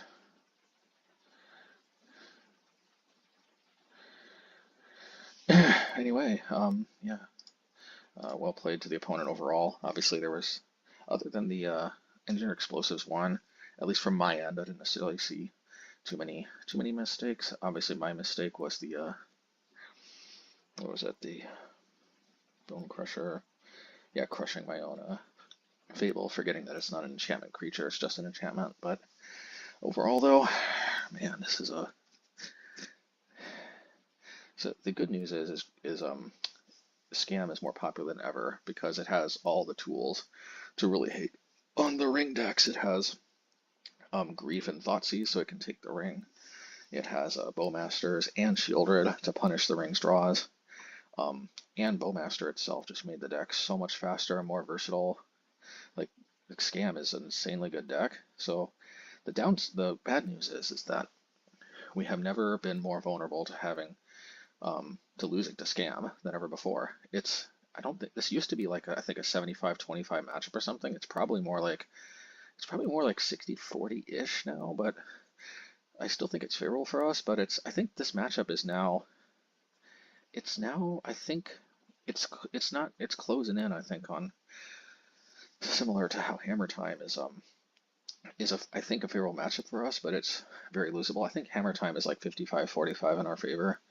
I think this is a little bit better for us than that, but it's like it's closing in on being one of those very losable good matchups. But it's like we we used to be able to kind of almost just autopilot, but now we actually have to be very on our toes, or we are subject to losing this one.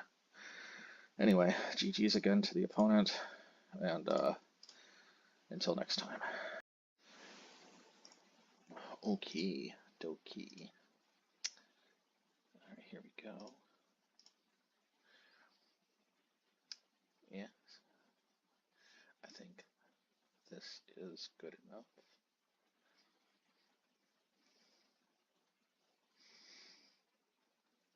Probably on this, you know, keep their graveyard relatively clear. Work Tide. Probably could have Pierce. Could also be Living End. Could also be any number of things.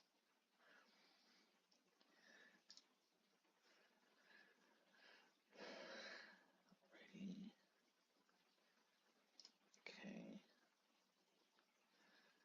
Probably do this now. Minimize the number of options they have as far as what they exile.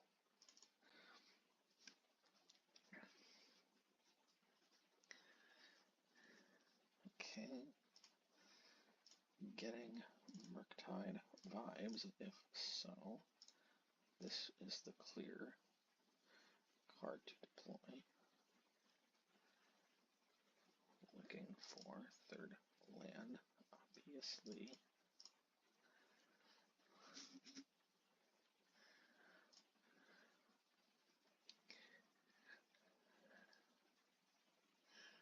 It's definitely looking more like Living End, but perhaps they don't want to cycle the creatures for some reason.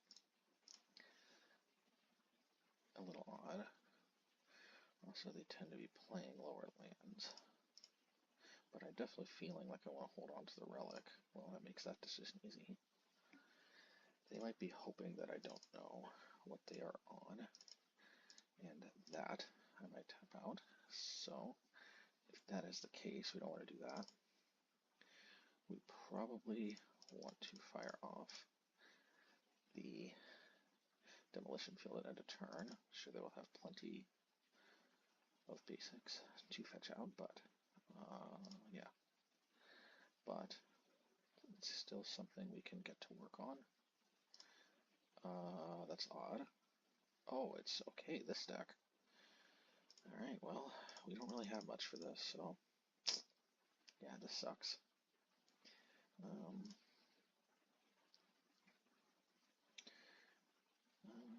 think the least chance that we can result in them utilizing our mana. I mean, we know they play Basic Mountain unlike Living End. We want to hit Island Mountain because we want to hit an island because they need double blue for Force of Negation. We ideally want to hit a red land because they need double red for Fury. So just, yeah, I think the color they need double of the least is green. So that's my rationale for prioritizing red and blue respectively.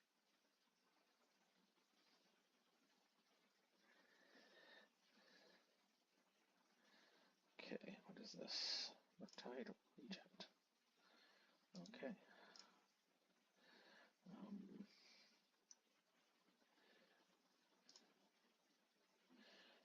Right. Alright, well. So.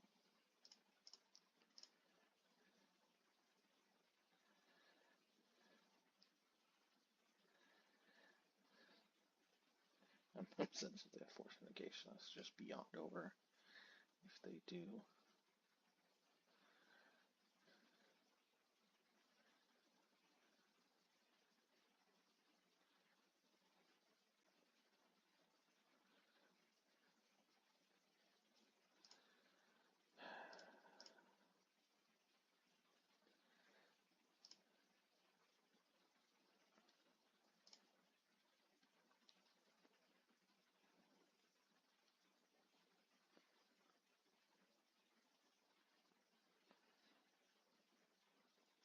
I guess we have to do this, don't we? Because at least we can block a Rhino token.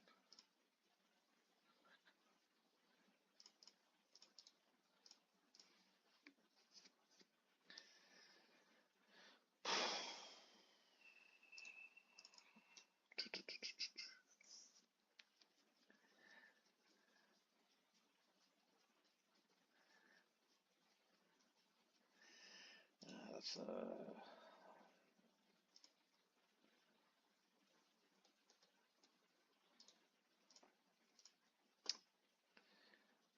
hate this deck.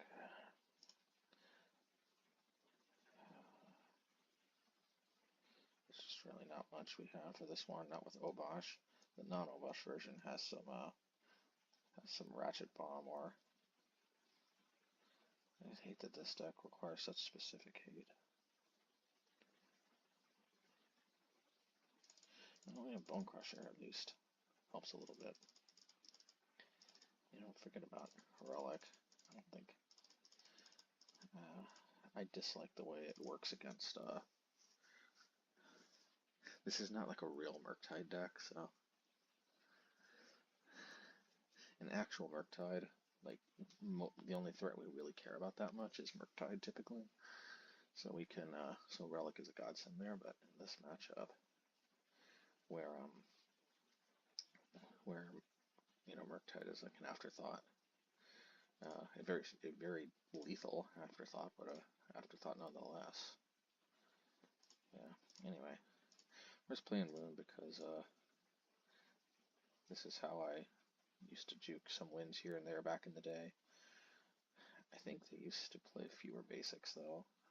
Also, the 5-color version became popular for a while. The 5-color, or the 4 or 5-color version is definitely more subject to juking.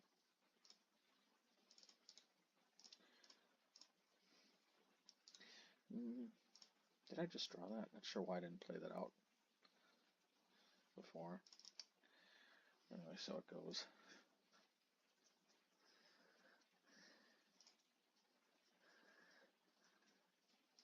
So they're going after basics, like they're playing around Blood Moon. I could just prioritize the 8-field plan, especially if they get like Mountain or something here. So playing just the right mix.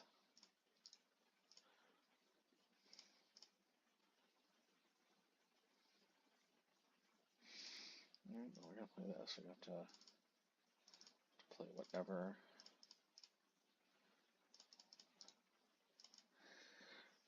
We have to play whatever things that we can use to stem the bleeding that we can.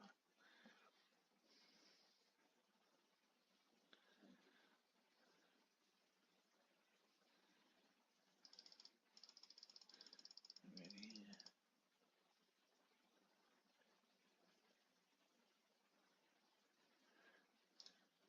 This is the thing, I feel like I always get blocked from a 5-0 by something like this. Like, it's just hard to have all your bases covered, even if I had like a Ratchet Bomb effect in my experience. Typically doesn't actually get us out of the water. It just doesn't.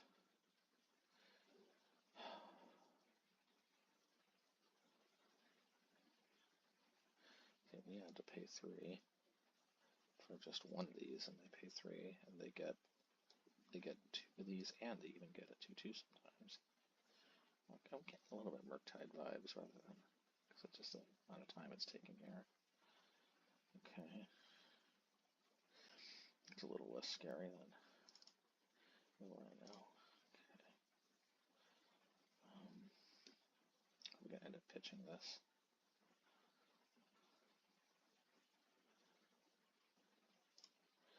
Turn on Delirium this way.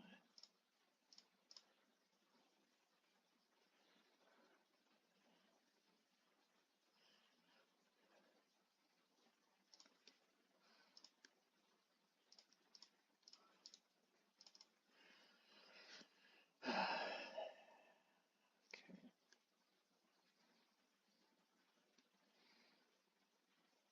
Hopefully they don't draw nothing.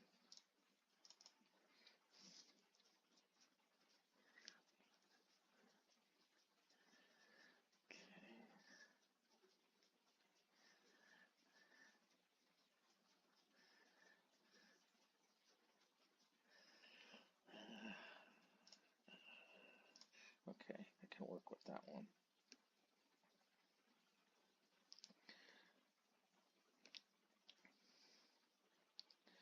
The issue is I'm a little bit concerned about forcing negation, so here's what we're going to do.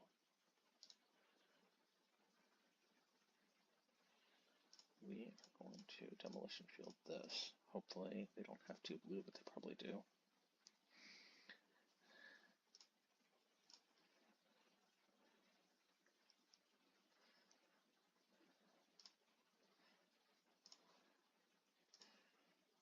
Alright, well if they did, if we can wait till their upkeep, as long as they don't have Mystical Dispute, which is a little odd that they would keep that in a non-red deck. I suppose anything's possible. Artifact creature, sorcery land. Please no mystical dispute. Should I just scoop it up if they do, though? Well, not really, but close to it.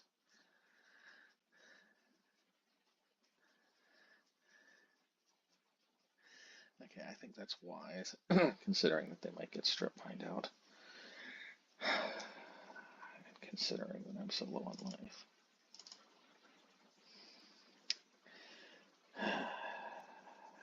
This is not ideal. Oh, I might draw like a lightning bolt or something.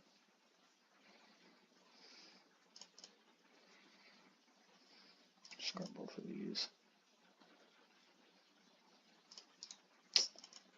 Oh man, I think I got another Furious is pretty brutal. That was the right call. I mean, on the one hand, I wanted to take them off of this one, assuming that they still might have another basic. Might have just fetched weird, funky. All right, well, we'll count it as a victory that they didn't have another Fury.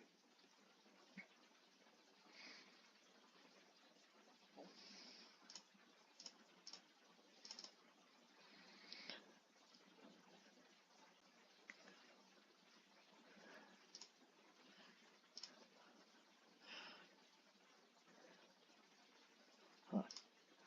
I guess we'll count that as a victory too.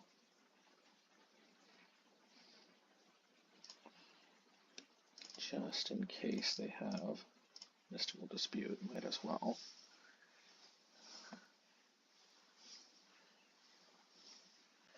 Force of Nagata. Force of Nagata. Well, I think we're going to take this opportunity to take out the Fiery Islet. It's a little odd that they would just leave it exposed like that, but well, I guess they had to, right? Because they ran out of blue sources.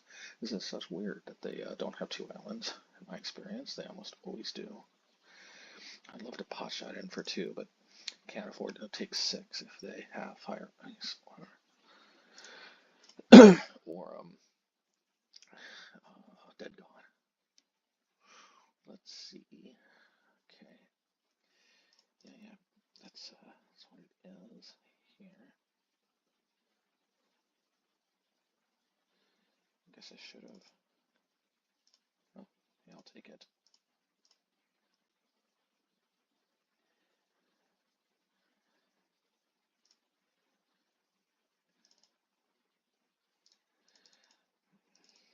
A little bit worried that they have Power Burst, but I don't think I can live my life in fear.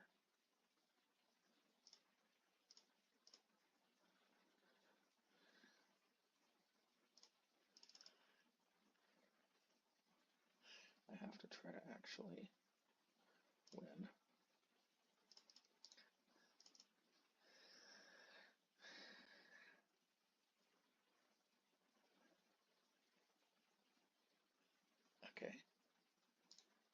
Okay, that's definitely a lot less scary than Bound Outburst.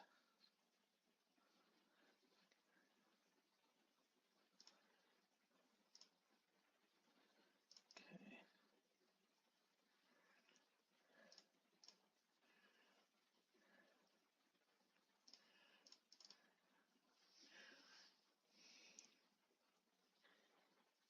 I mean, how much with fear do we want to play?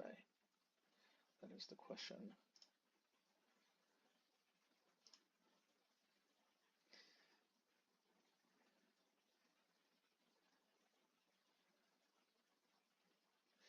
Here's the thing.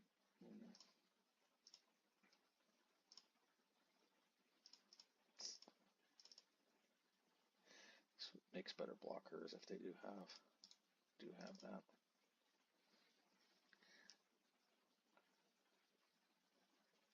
All right. Well, the one thing I regret is I wish I would have pitched this. But in the long run, this is more card advantage.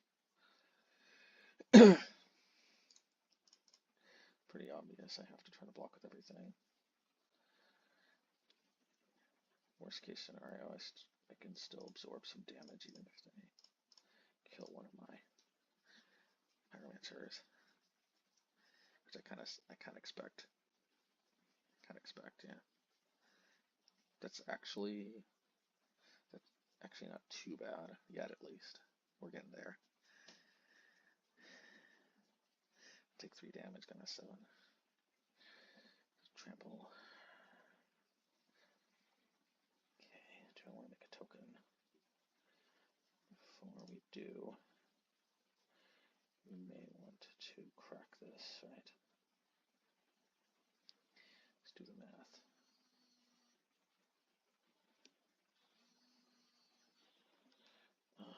So 1, 2, 3, 4, 5, 6, 5.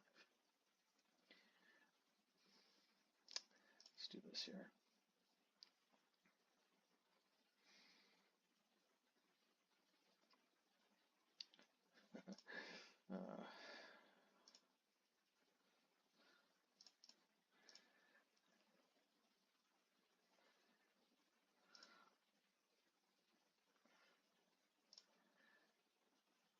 I guess we're pretty priced in, aren't we? Alright, well, that was a good hit.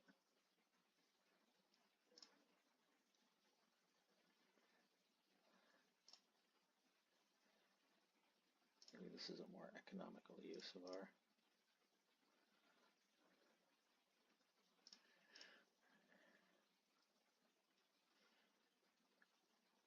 manners. The Saga seems tempting, but it's got to be this one, right? Okay, well, if they got Force Negation, they got Force Negation. Okay. One of the things about Urza Saga, though, is I don't have any more things to fetch.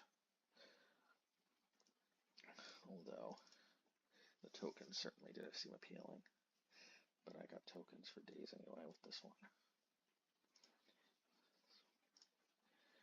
Alright, well, might as well.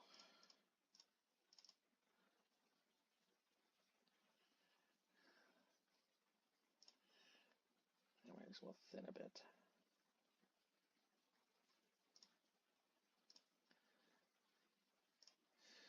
Alright, so instead of attacking, I'm just going to make some tokens.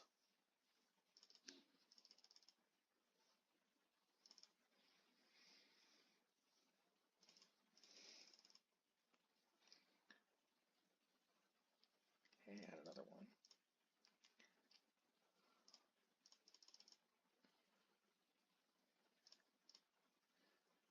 Okay.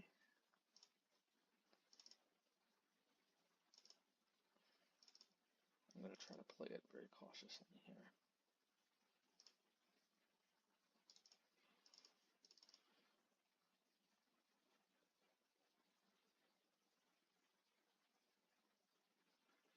Fire Ice, okay, fine.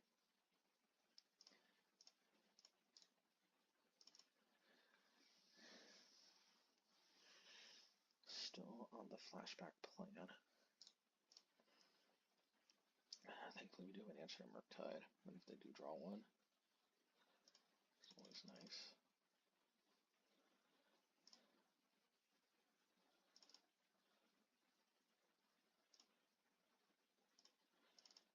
Let's do this, just in case they try to ambush me.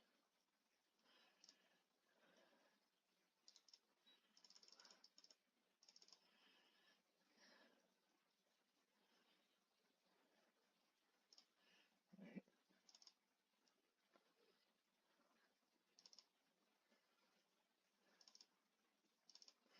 Okay.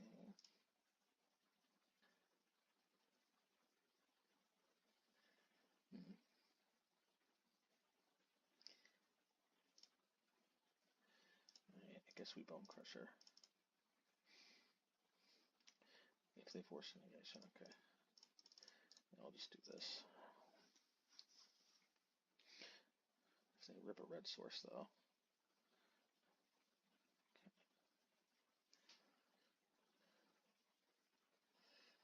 Maybe they have a Fury, but I don't know unless they play 2 mountains. And if they rip a red source, unless it's like another fire island, they'll have to go into bolt range. And there is that. Yeah. If they Fury, they're in bolt range.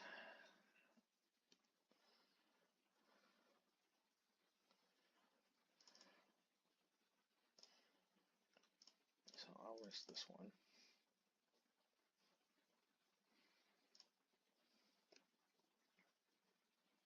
When we're this close, we have to go for it.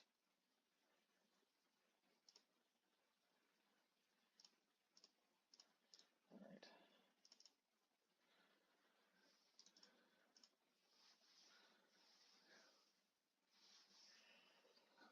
Oh, well. That was a very unlikely win, and that's why you don't scoop. That being said, man, now that I know about the blood moons, do you want to keep these in? I think the answer is yes. This is kind of the idea, the thesis behind this deck in a way, is that they have to make a tough call. Do they fetch basics to play around Blood Moon, or do they keep as many basics in and fetch non-basics to play around the 8 fields? We do have a lot of ways to pitch the moon, and the fields for that matter. Plus the fields can just auto color fix. It is worth noting both of these tend to color fix our brown sources. Either the lands themselves, using their own ability, or the moon. I certainly feel like it's probably better off than Relic either way.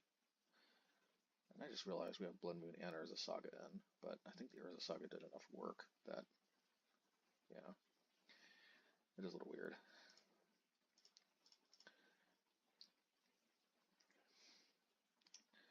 Are we keeping? No, we're not keeping. Alright. Keeping, but I'm not liking it.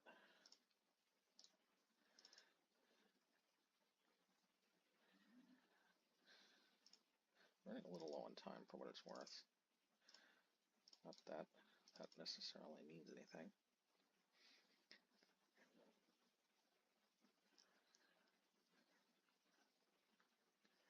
I need like a lot of flame slashes, and I need them ASAP if we're going to wither any type of storm.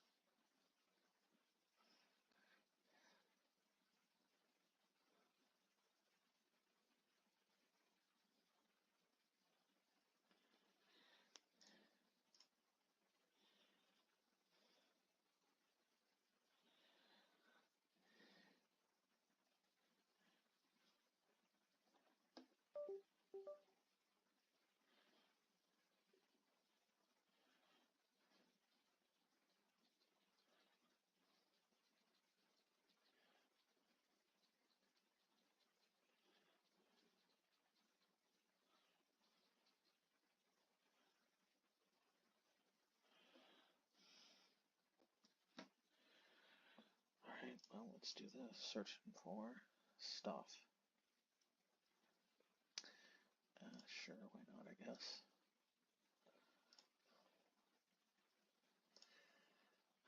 It's pretty miserable.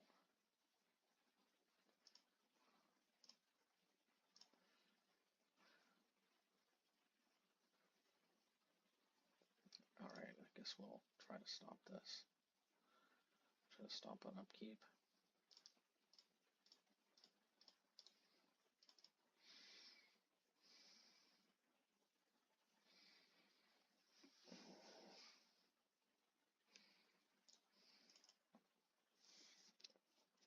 Very not ideal.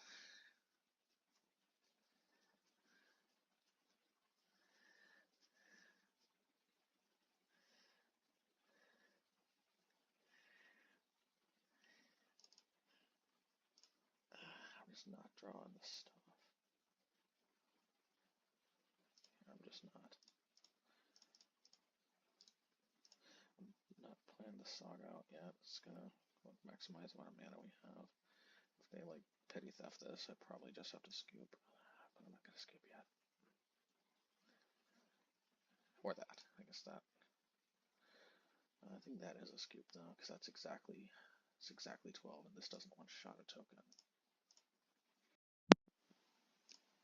All right.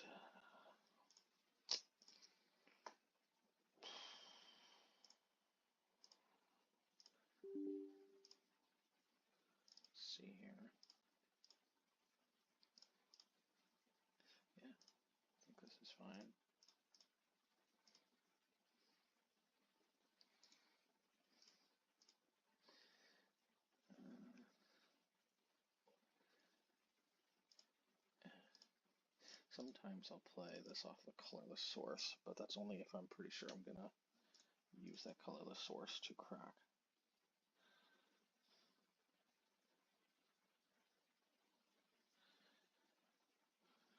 Alright, looks like Duff Folk. So here I actually am going to use this. The reason being, you may want Delirium.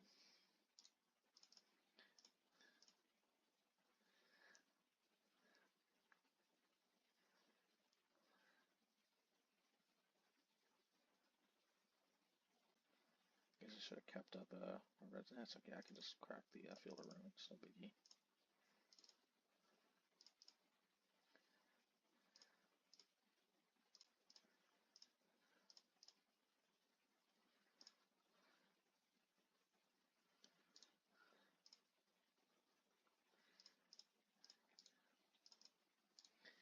I mean, that might have slow pierce, but it might not.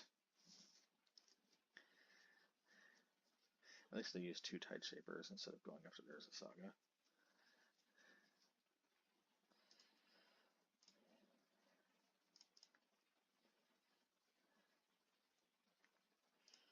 You want to play around Hexcatcher.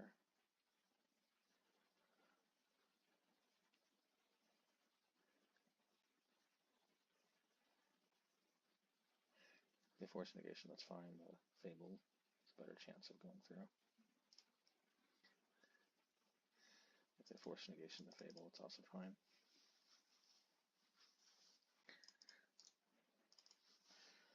Alrighty.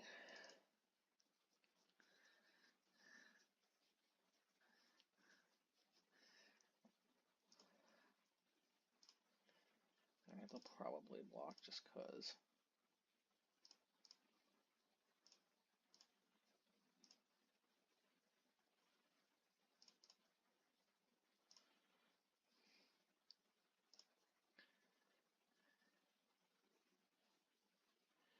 Alright.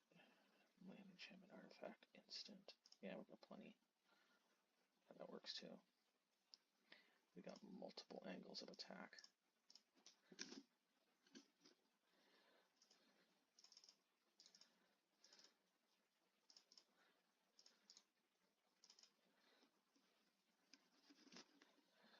Alrighty.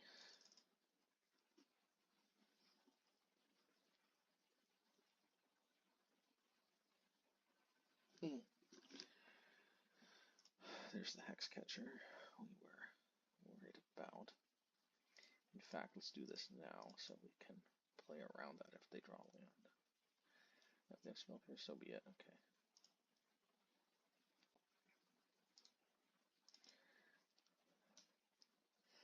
I think we'll make a token here. Yes, it gets shut off by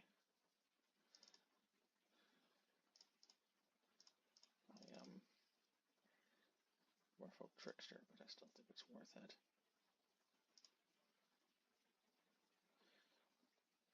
The thing I like about Urza Saga in the stack is it just synergizes so well with things like these shaman tokens. Things like just wanting the 4 relics and the 4 research desks just because I think they're just good in their own right. Just happen to play pretty well.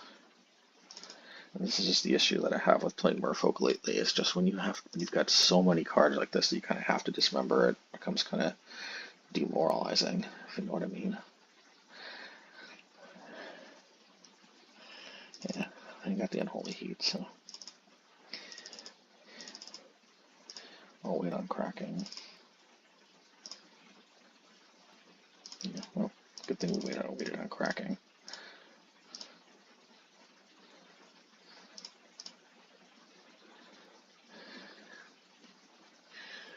Somebody subtlety.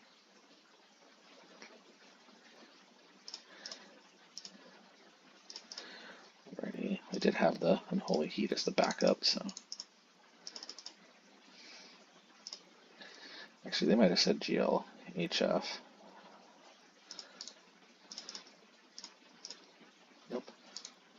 Just if they did, we wanted to say it back. Some people know me from back when I used to play Merfolk. Remember Flat Nose, but Merfolk always a sweet deck. I just feel like it struggles a little bit in the current meta.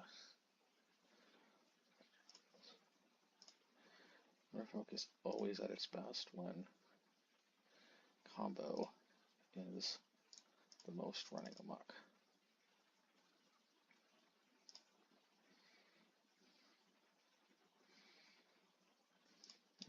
Kind of a matter of time till they play that one. I'm fine with them blocking the Shaman token.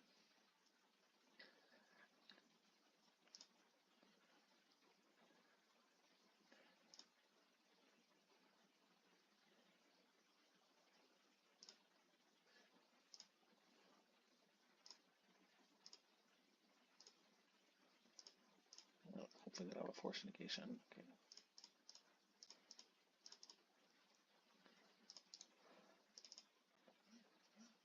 Alrighty.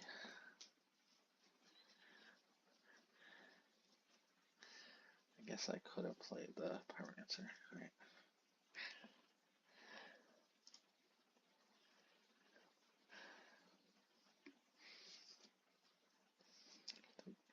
As much as the fields helped color fix me there, I just don't think these are necessarily at their best. I don't think there's any reason we need to force a shuffle, so just Blast Zone. Blast Zone is amazingly good in this matchup. I don't think Relic is so great either. Take this out. I think we want Haywire Mite to deal with the Aether Vials, and they might have Chalice. But this, of course, begs the question. We don't have much green mana, do we? You know what?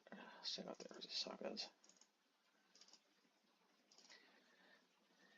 We're gonna put in 2 fields, 1 demolition, and 1 forest. I think I like it. Yeah. The reason why is now they know to hold their Tide Shapers for the Urza Sagas.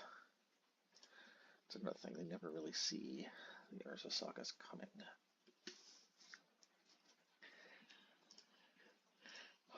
Okay. Well, eventually there's our green source. Keepity, keepity.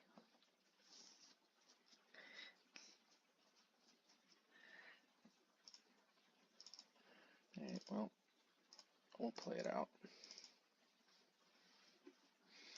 We'll play it out just because if they Tide Shaper, we've got a very good stomp target. But they're probably going to save that for there's a Saga that's no longer in her deck.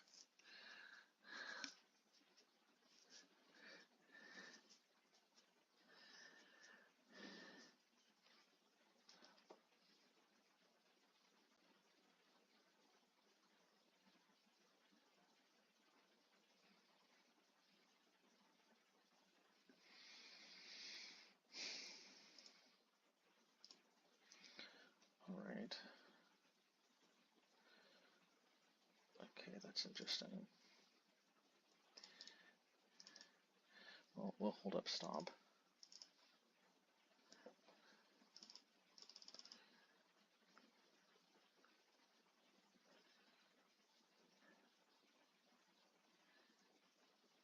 But I do realize. Okay, well.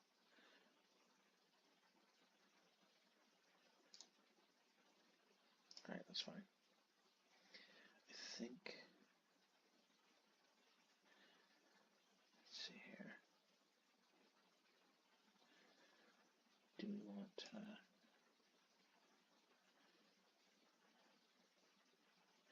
yeah, I think what we're going to do is we're going to play the Bonecrusher against all odds.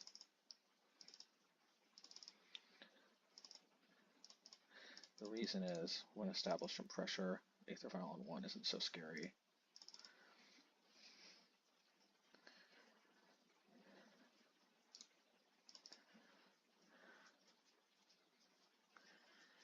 Question is, do we go after Chalice or go after Vial?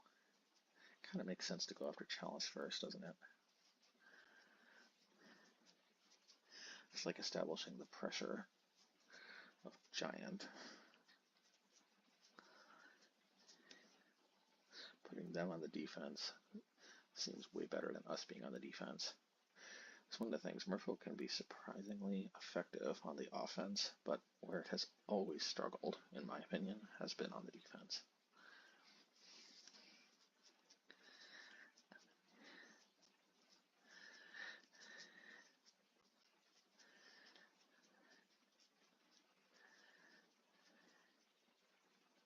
Of course, if they dismember the Haywire Mite, I might have lost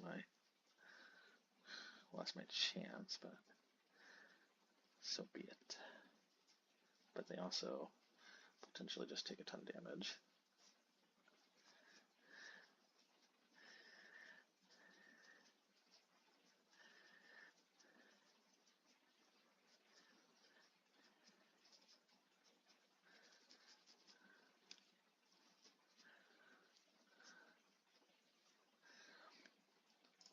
I'm not sure what's going on here.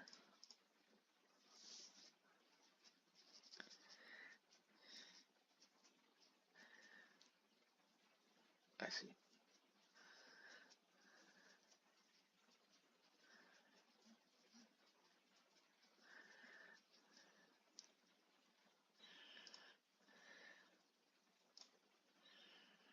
Okay.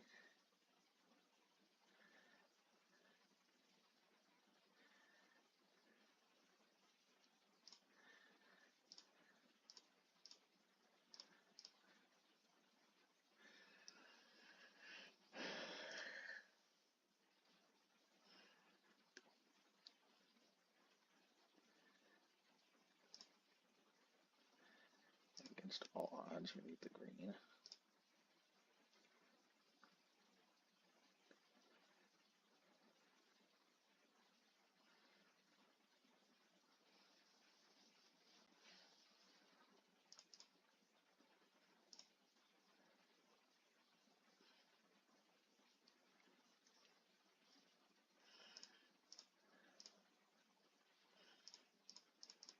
And now we can play the other one.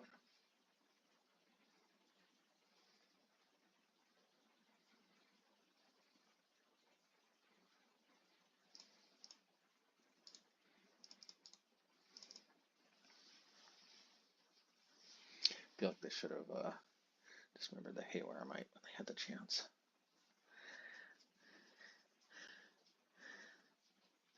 We still had Bonecrusher and Fury though, so.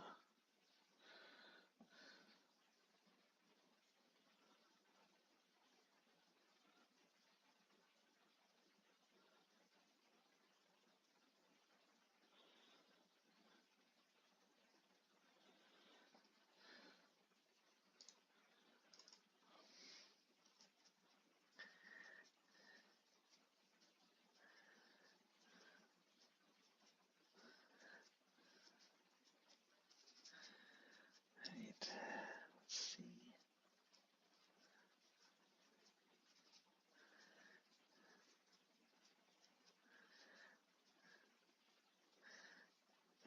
Dokali.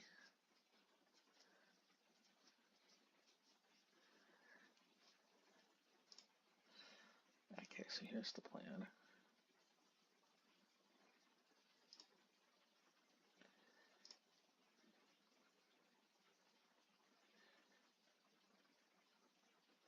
We have to pay the ward cost, don't we?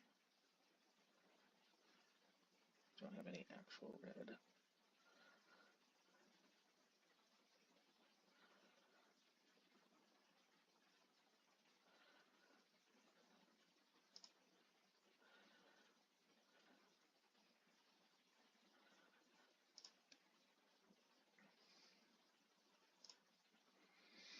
This could color fix them.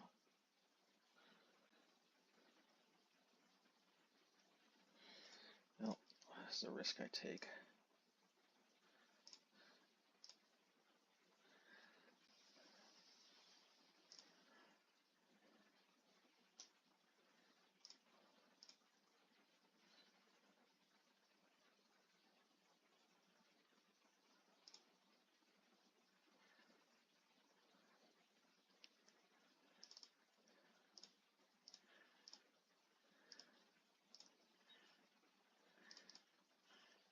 is fine.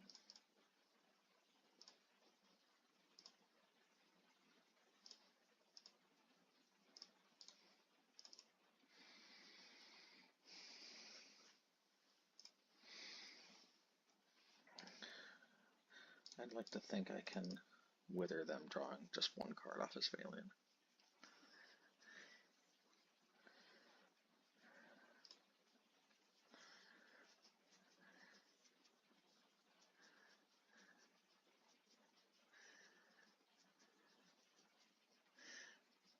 Right. So if they flash something in, I could kill it.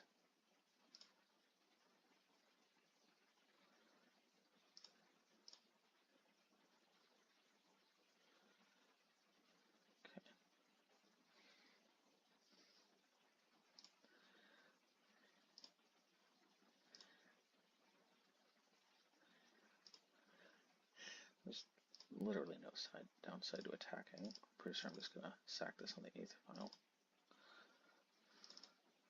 Let me want to hold this for Chalice though. This could be pretty risky. Yeah, I'm gonna hold this for Chalice.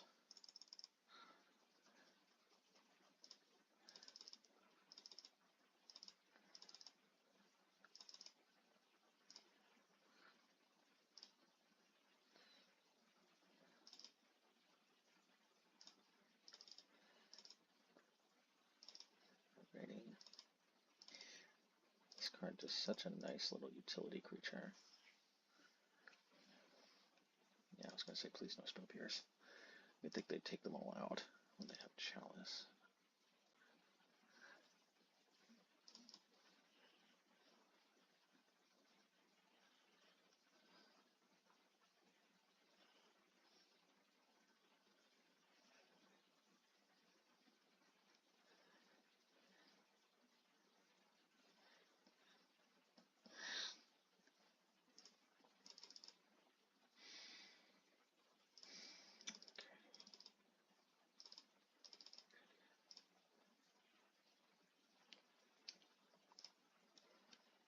Alrighty.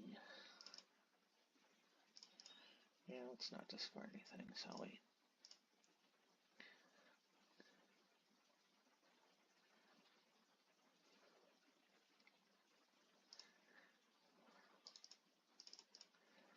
Okay.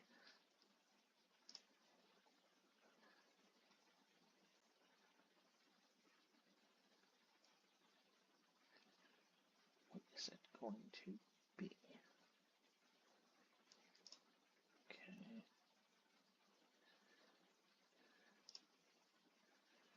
It's associated creature artifact. Land. Sorcery. I think this deserves to be tried to be dealt with.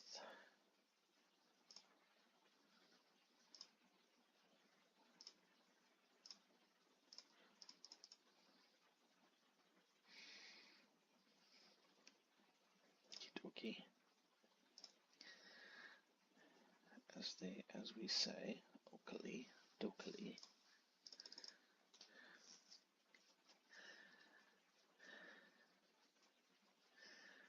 Key-ly dokely.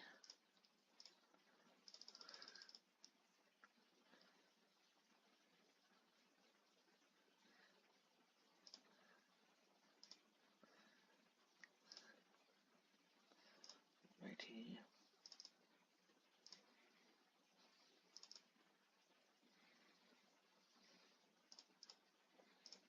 Need to discard anything. Guess we might as well go for it.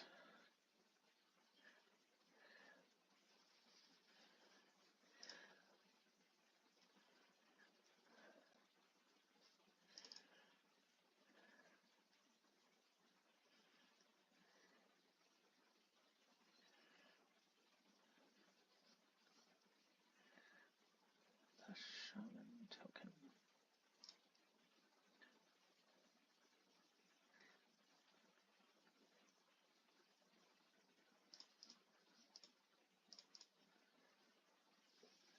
They have a Hex Catcher, Flame Slash at least, okay.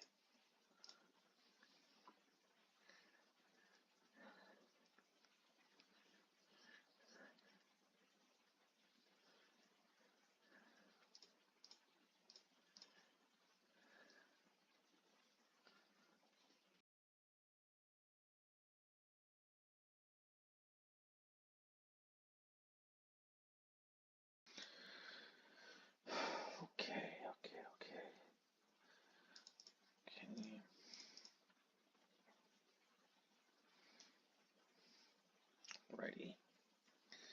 Alright, and that is what we call that.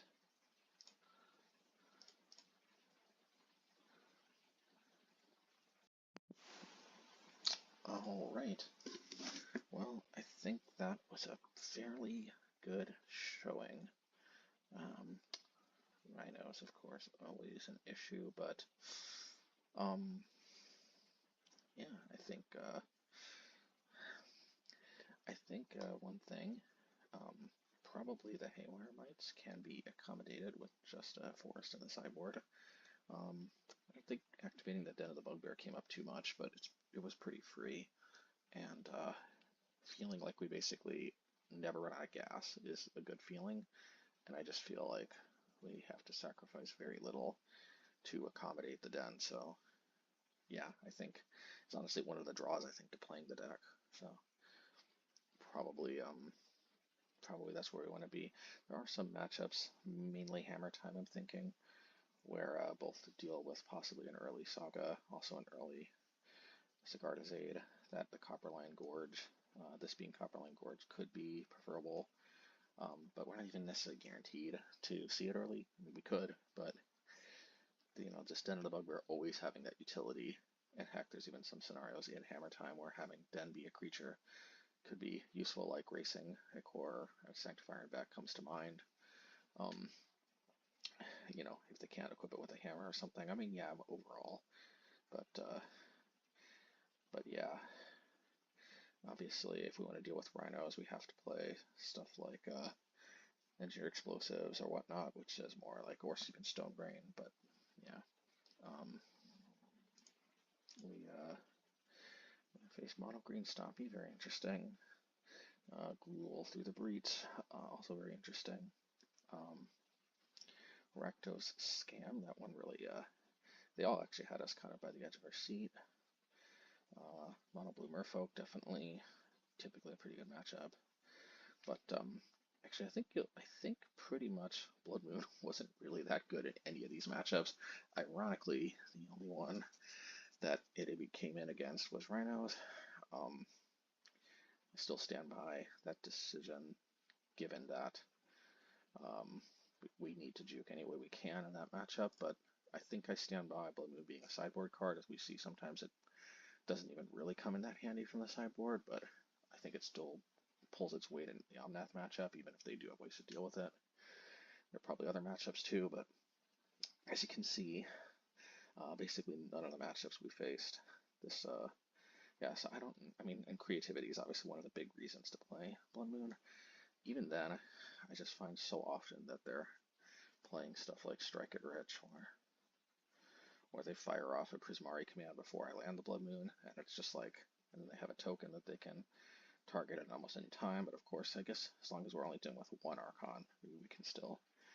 But once they get a green source, sometimes they can also play Boseiju or other things, and then they can get rid of the Blood Moon. Or a Leyline Binding for like 5, because the mountains still count.